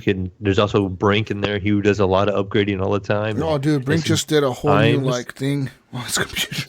Yeah, so there's guys in there that do have knowledge, and most of them will be in there, be happy to help and stuff like that too. Just don't be afraid to ask questions, because you don't want to buy a bad PC. You don't want to buy an outdated one early on. Right. And we want to make sure you have a good experience coming into it. Because it's like buying a console. Like I work with a guy who bought just a PlayStation 4 the other day, and this is the first time buying a PlayStation 4, but I was kind of like, why now? The new ones are right around the corner, and you're going to buy a regular PlayStation 4. He didn't even buy a Pro. He just bought the regular PlayStation 4. And he didn't even know the difference between the PS4 and the PS4 Pro.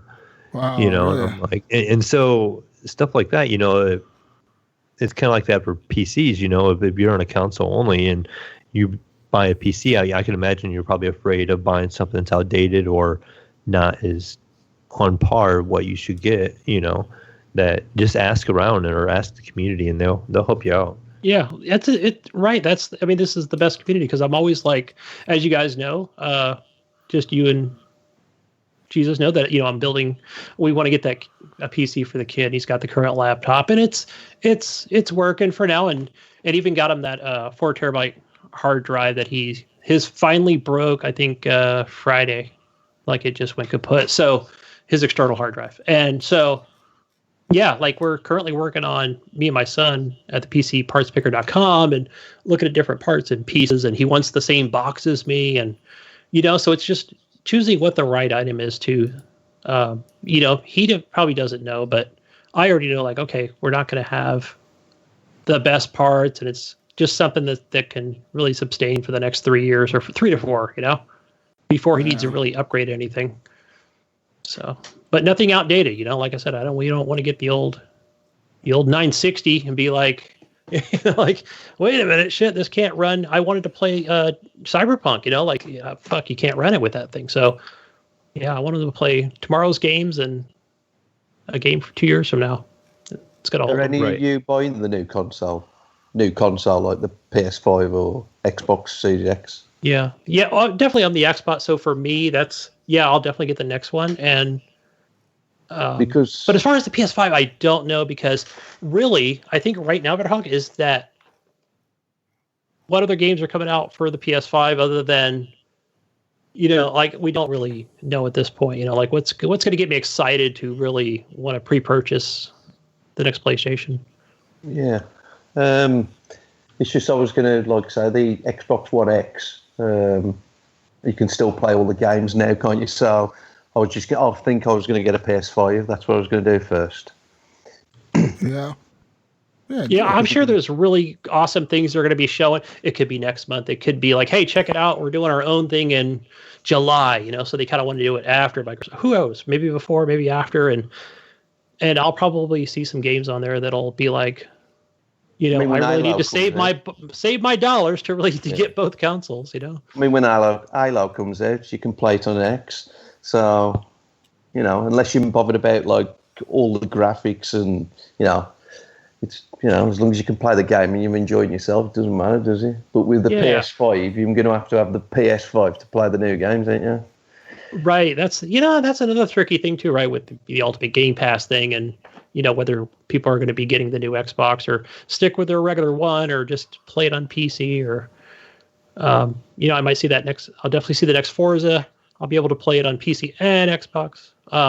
But yeah, just wait to see what both manufacturers are bringing to the table. June can't get here soon enough, folks. I want to get the PS5, dude. I want to get the PS5.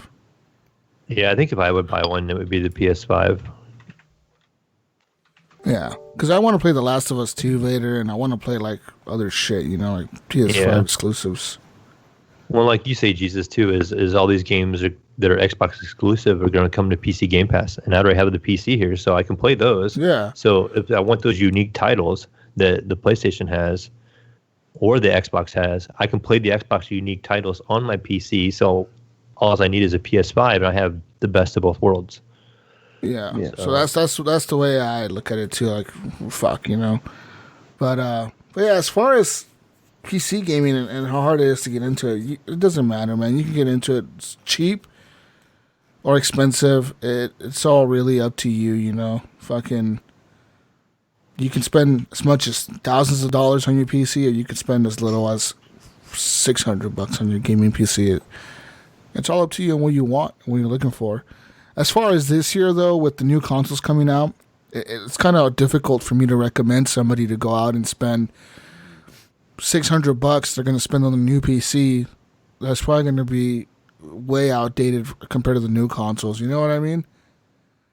Whereas if it was a year where, like say if this was last year or the year before, then I would be like, yeah, get the new PC or whatever, you know, because these consoles are outdated. Get the new PC or whatever.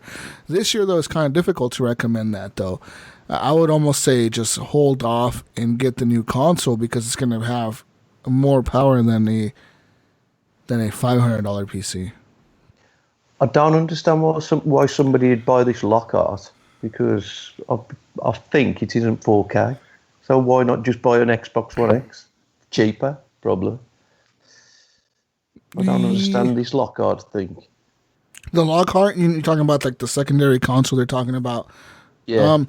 The reason you would buy that, it's like, for example, it's like in PC world, like say you're going to go buy a new graphics card, right? And right now you can buy a 2080 Ti, a 2080 Super, or a 2080 regular, or a 2070 card, or a 2060, which are different tiers of like graphics cards. So, for example, say the Xbox Series X, the main one, say that's a 2080 card. So you have that, or you can buy a Lockhart, which is, say, a 2060 card. They both are going to perform with ray tracing. They both got the main features similar main features, which is ray tracing, better graphics, etc. It's just that the 2080 card is going to give you better graphics than the 2060 card by quite a bit, if you care about that shit. Yeah. But if you care more about the money and saving the money, then I guess you could go the 2060 card. You know what I mean? It all really depends on how much do you value the money you're going to spend. You know what I mean? Because you could spend $1,200 and get the 2080 Ti and have the best graphics card out there, or you could go like me and spend $700 and something and get the 2080 Super, which is in between the 2080 regular and the 2080 Ti. Or you can even go a little bit cheaper and spend $600 something and get the 2080 regular card, you know? Mm-hmm. So it's really like, how much do you value the money that you're spending and what performance are you gaining? For example, I think the value for a 2080 card is in the Super. Like, yes, the 2080 Ti gets better frame rates and shit. But overall, if you look at the performance between the 2080 Ti and the 2080 Super, it's like a 5 to 10% performance difference at most.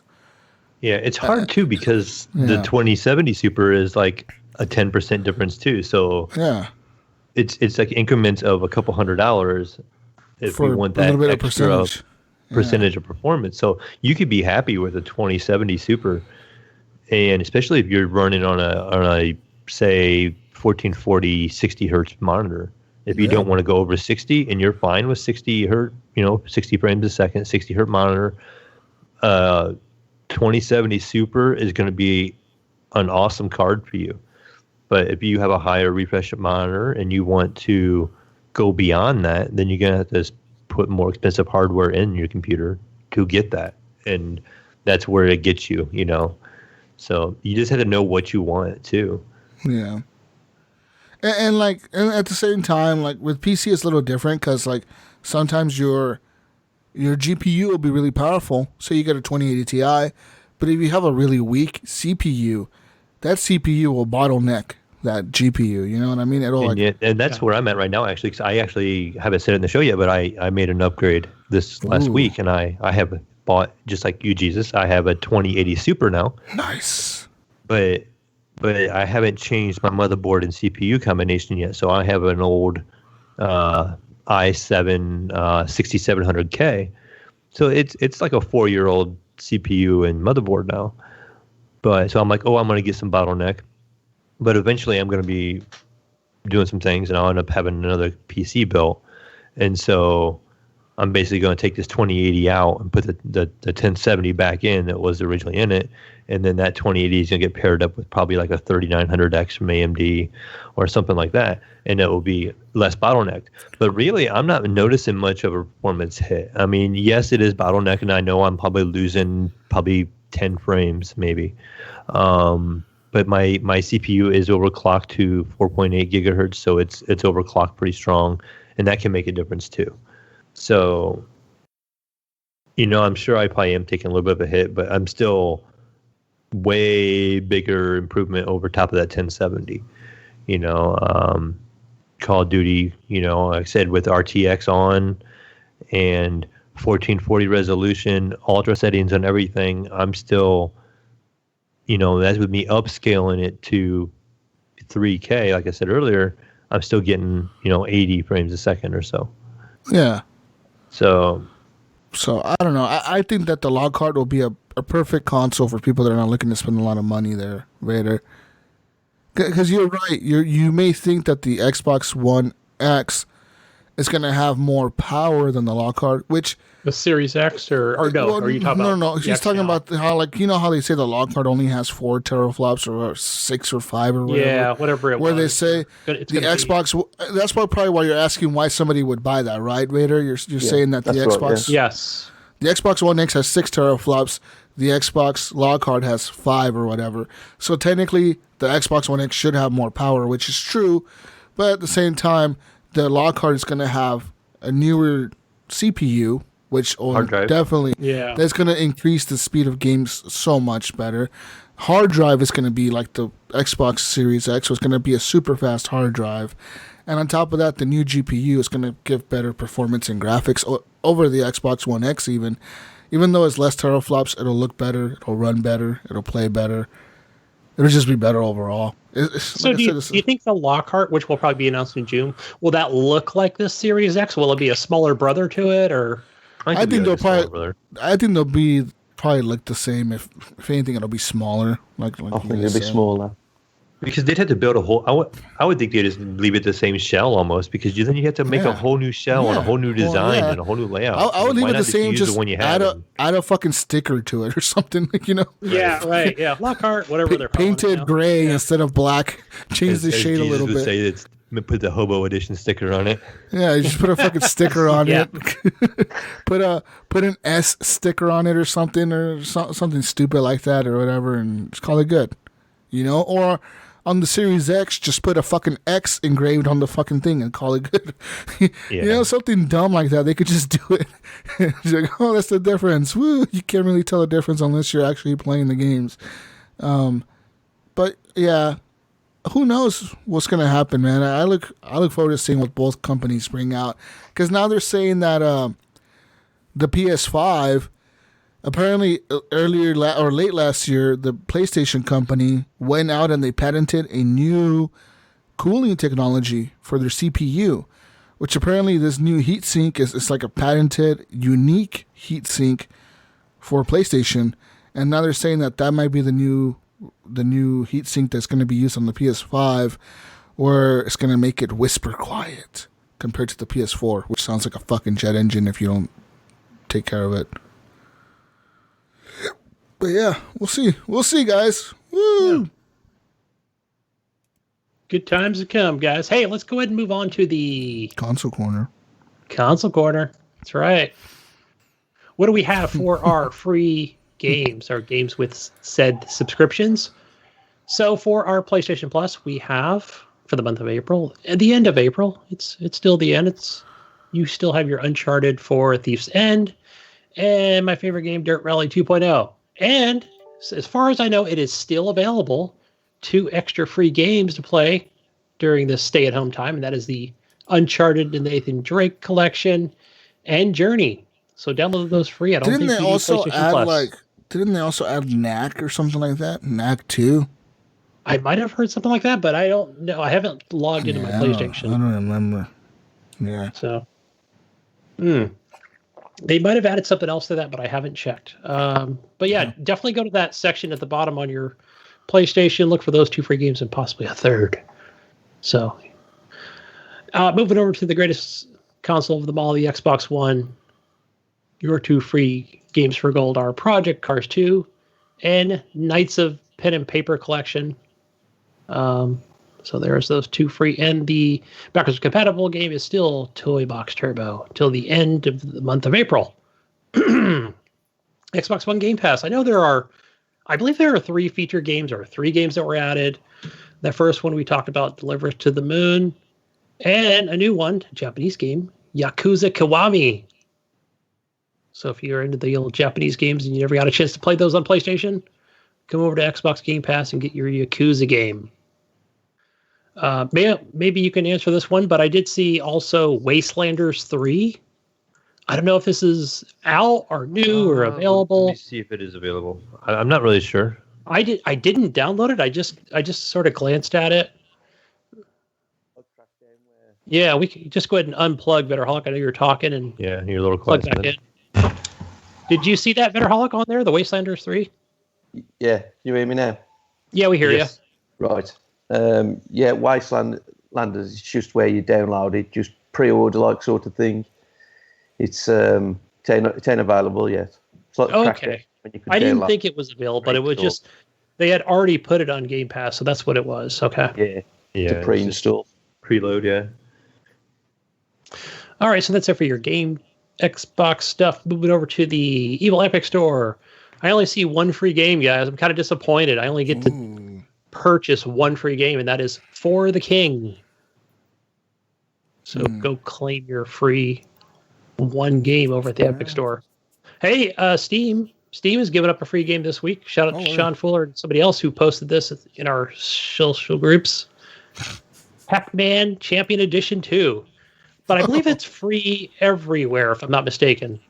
Xbox, PlayStation, PC. So go get your free Pac-Man game. Championship Edition. And I believe that is all for our console quarter stuff. Now, moving on to community questions. Mayo, what is our question of the week for the community?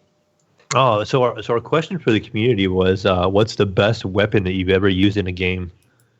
So me, I know that for you, I'm just going to come out and say it. I know that I believe it was Saints Row with your dildo bat was one of your all-time favorites. Oh, you figured it out, huh? Remember I mentioned this in chat the other day? We were on watching Twitch together, right? And you were like, dude, the Penetrator is like so awesome. Oh, man. Yeah, there you go. So no, I haven't played Saints Row in forever. So for me, I would say it would probably have to be one of the guns off of probably Borderlands 3. Maybe the one that shoots more guns. I thought that one was kind of clever. I remember that one, Gunny or not, but you get this gun and it shoots out a whole bunch of guns. Who was it? Vedderholic. It was somebody.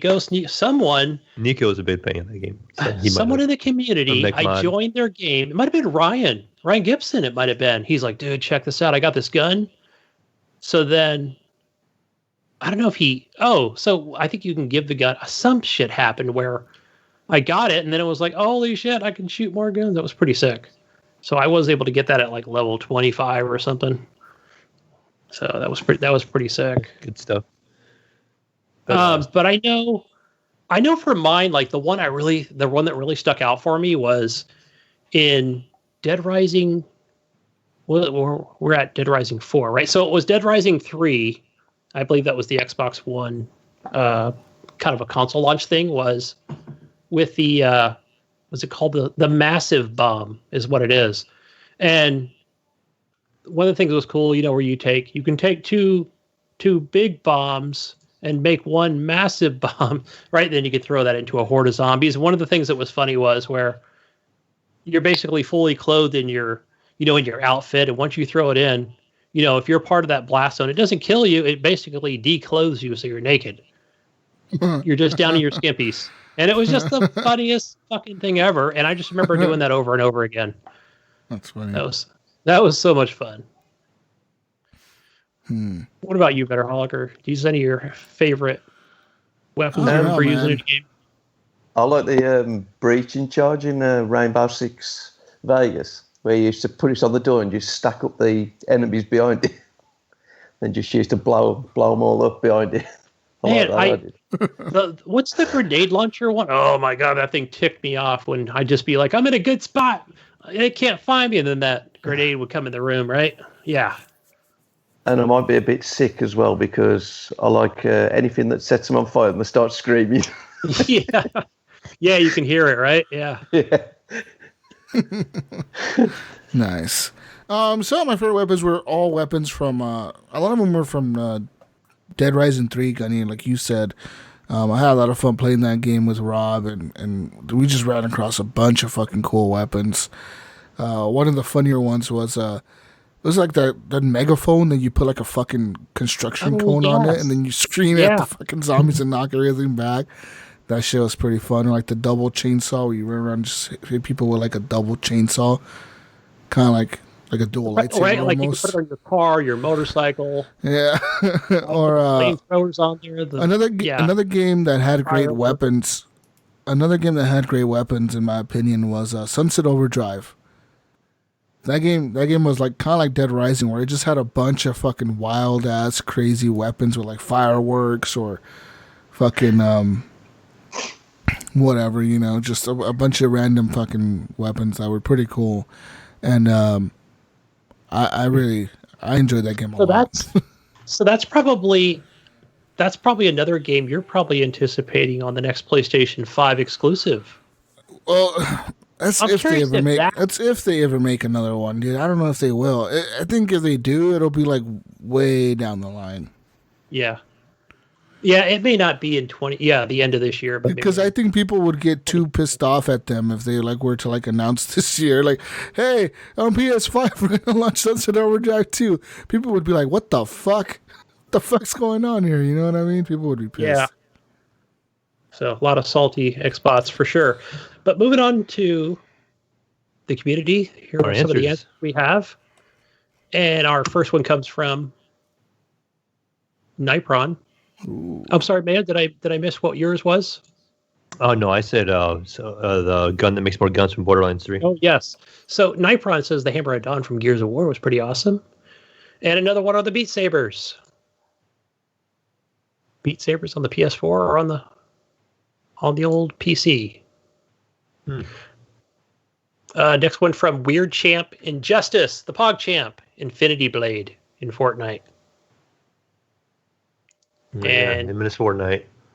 Yeah. That kid. Sorry, that's my son. So I don't know why he has that weird Champ Injustice on it. But I've got a 14-year-old. He changes it all the time. Once a week, twice a week. Yeah. Mandalorian says the Force Unleashed. Normie 477 says on that level, she's going to stick with the old Gears and go with Boom Shot and the Grandies. Does she mean grenades, or is Grandies an actual term? So I think we should let Vader read the next one for Mojo. Yeah, go ahead, since you can do it the voice. If you know what Mojo said. Yeah. He says, I think my personal favourite was the dubstep gun in Saints Row 4. I don't know if you'd have said it like that. Oh, yes. I think Mojo sounded just like that. What do you think, Gunny? Oh, yeah, definitely. It was like if Mojo actually said it. I remember this gun. This one, and, it's hard to differentiate between Saints Row 3 and 4 and which ones came out. But remember Fart in the Jar? And, dubstep gun. It was just fucking hilarious to watch. Like, you're surrounded by the police, and you're making people dance and die, and pass out from your farts in a jar. Oh, it was so much fun. That's such a great gun. Yeah. Richard Martin Jimerson, he says he loved the Halo pistol just for the satisfaction of the melee. He says that or any of the shotguns in Doom. Oh, good stuff there. Michael Parlato, loved Cloud's Nailbat. He says Square should sue The Walking Dead, right? The old Nailbat. That's a fun one. That was another go-to for mine in Just Cause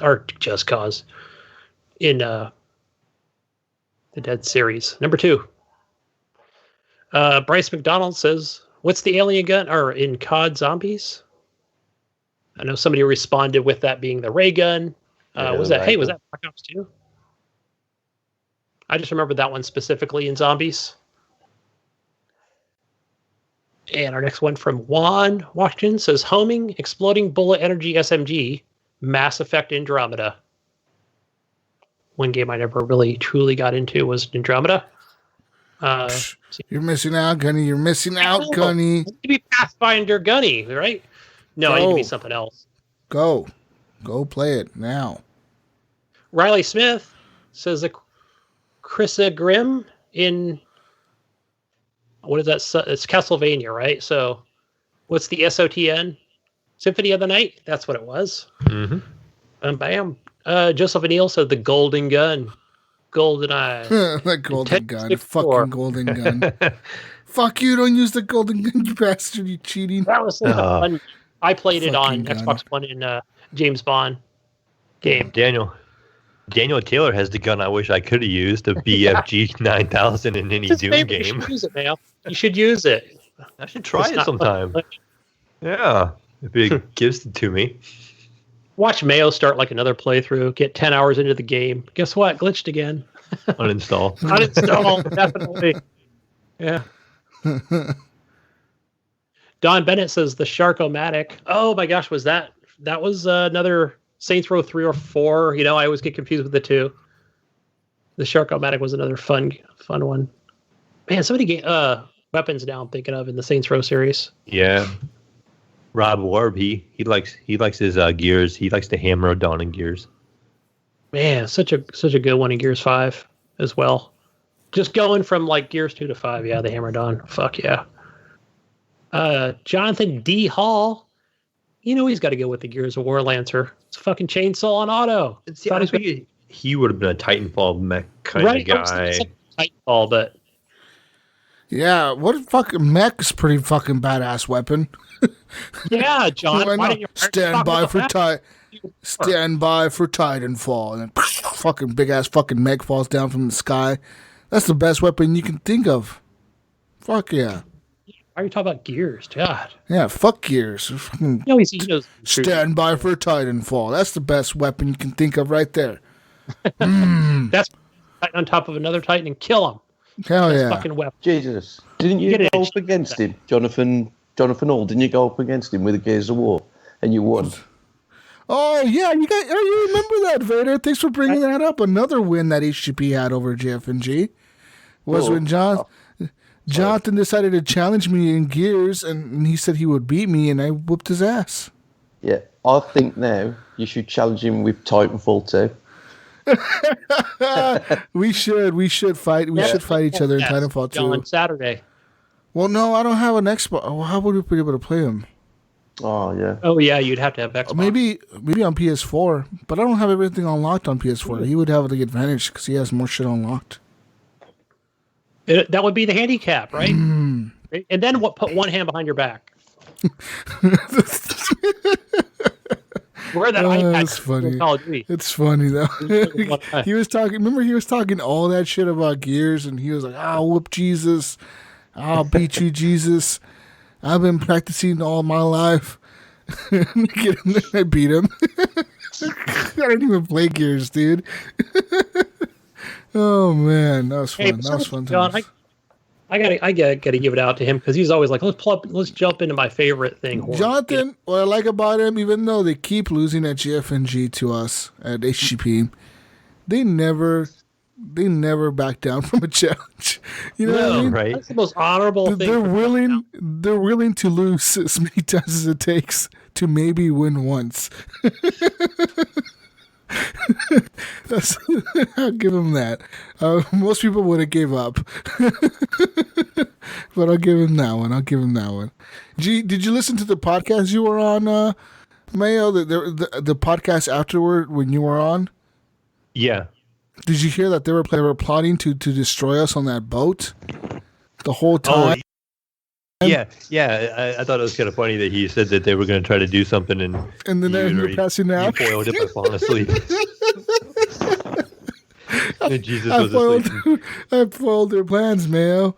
They're planning that was kind of funny that you didn't even try to foil their plans and you ruined their plans. It's like a cartoon, really. It was like I was thinking this is like how a cartoon plays out, where like the enemy's trying to like really foil the plans. They have like all this crazy elaborate plan going on, and I just pass out, and they're like, "Oh fuck, Yeah. It's like Inspector Gadget, like he saves the day by accident by tripping over stuff or something like that. And that's Jesus over here. He's over here saving the day.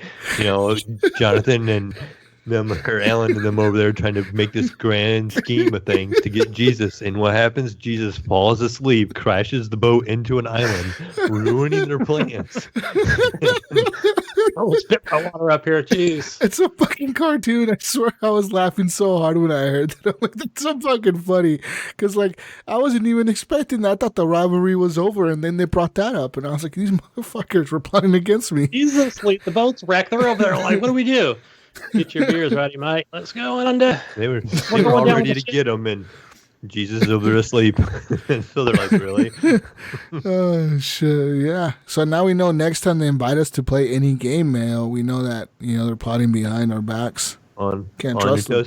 They're inviting me all the time. I think it's just you they don't like, Jesus. I think they don't like all of us. You're part of the gang over here, Mayo. You're HGP crew now, dude.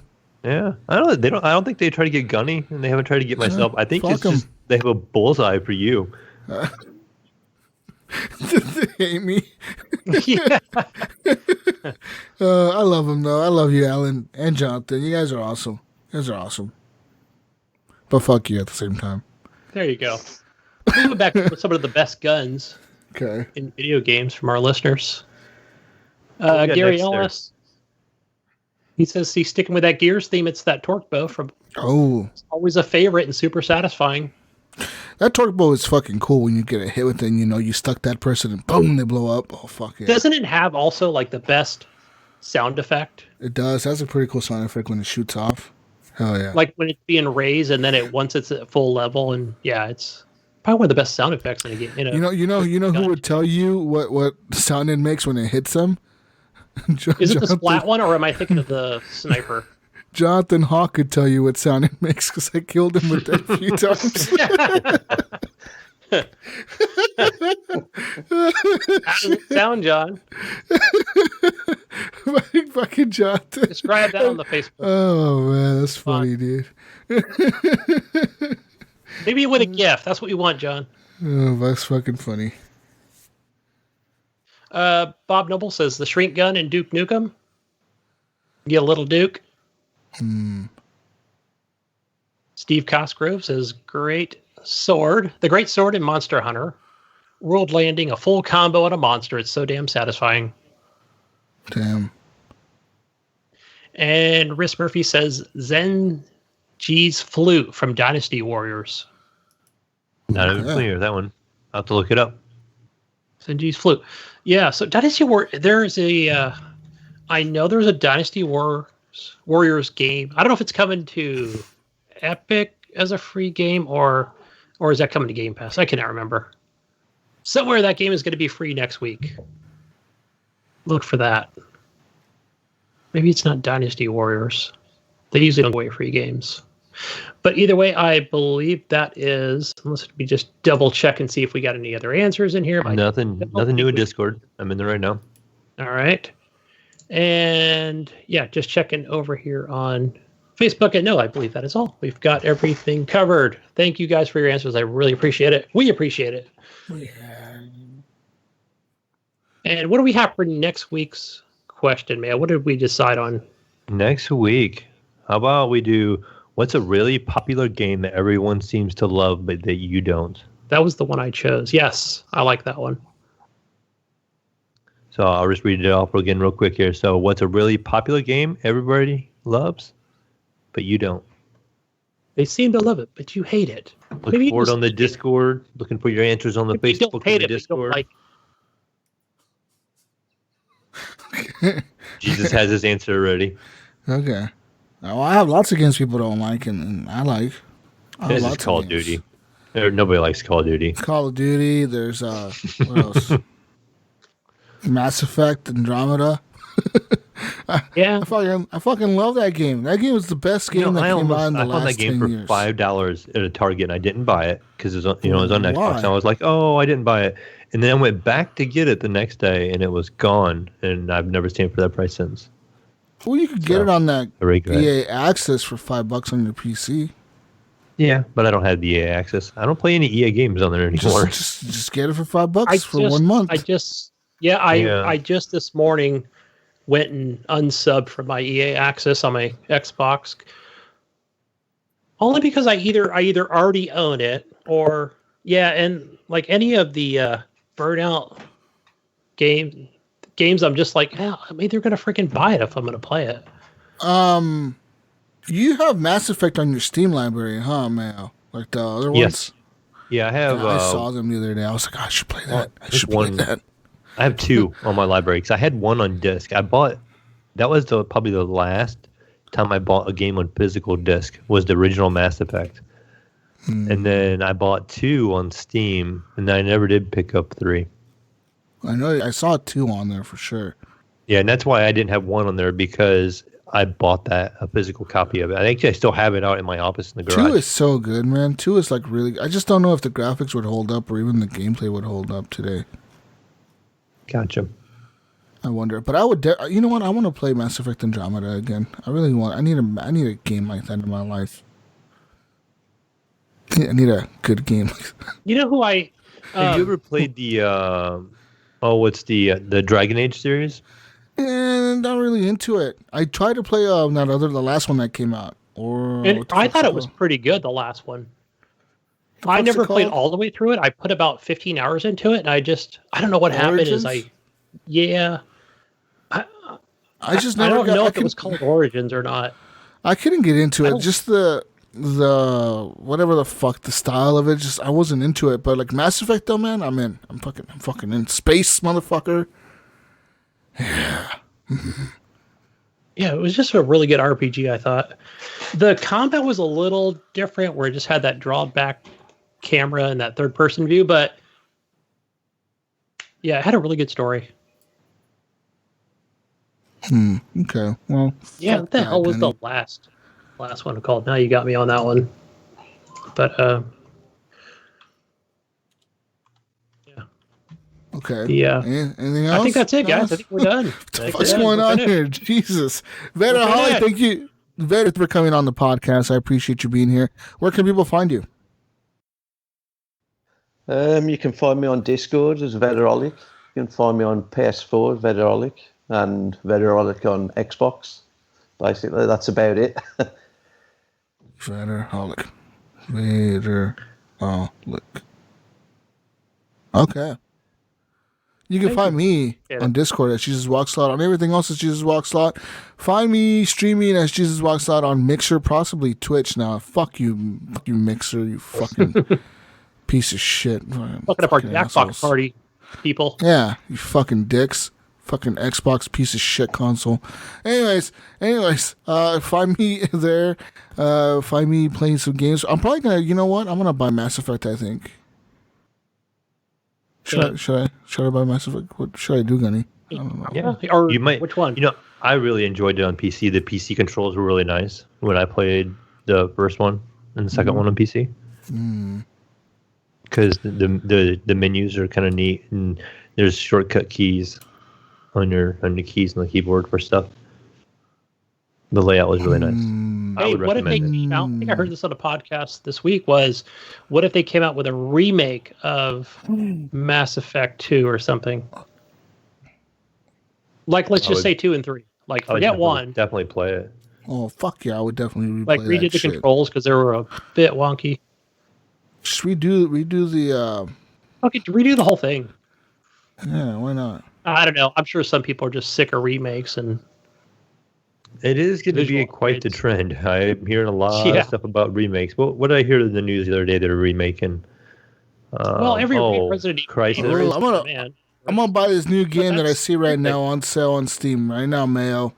$17.99. I'm buying a game called Cloudpunk. I'm buying. I seen that. I actually looked at that. Yeah, I saw that. That looks super simple, but it has a good story, and you're basically like what, an Uber driver, or you're like a food jets. Fuck, Gunny, don't ruin the story, Gunny, motherfucker. We talk about it next week. Where can we find you, Gunny? Go find me on the Xbox and over on the Uplay Store gamer tag Gunny Chief. Don't find me on Steam. My shit got hacked, so I'm kind of screwed for the minute. It didn't get hacked. You gave him your information. I did, yeah. I basically gave it away like an idiot.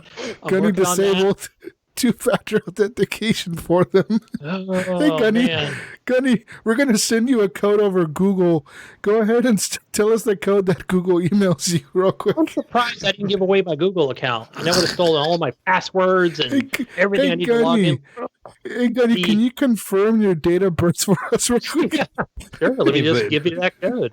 But I do know whoever hacked Gunny's account has that Mayo pass also, because my life already shared with them. They're playing your games. Wow. Make sure you deauthorize me. But I still have my PlayStation account over there at HGP Space Gunny. Where do we find you, Mayo? You're gonna find me on Steam and Discord. I'm on Discord as the Mayo, and then I'm on Steam and Origin and Uplay as the Mayo one. And also, I will just kind of plug my Twitch. I have been streaming the last couple of days a little more, and I'm just the Mayo01 on there.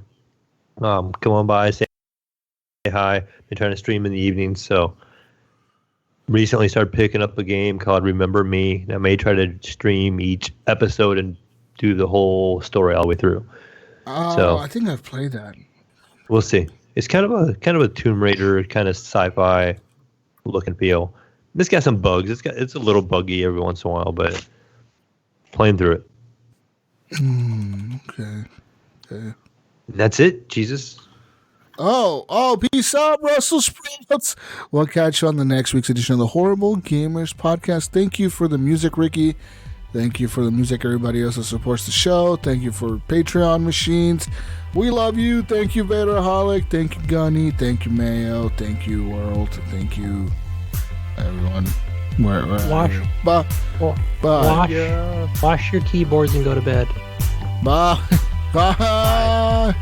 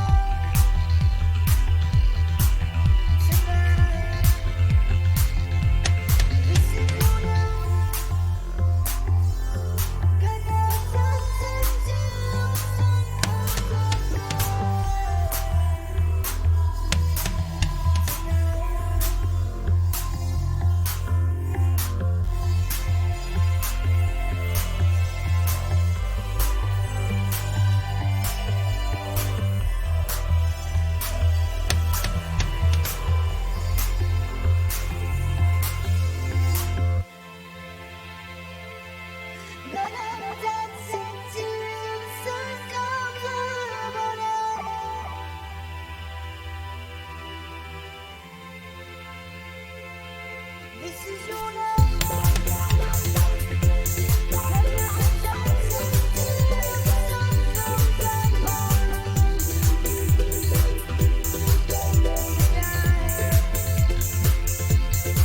is your name.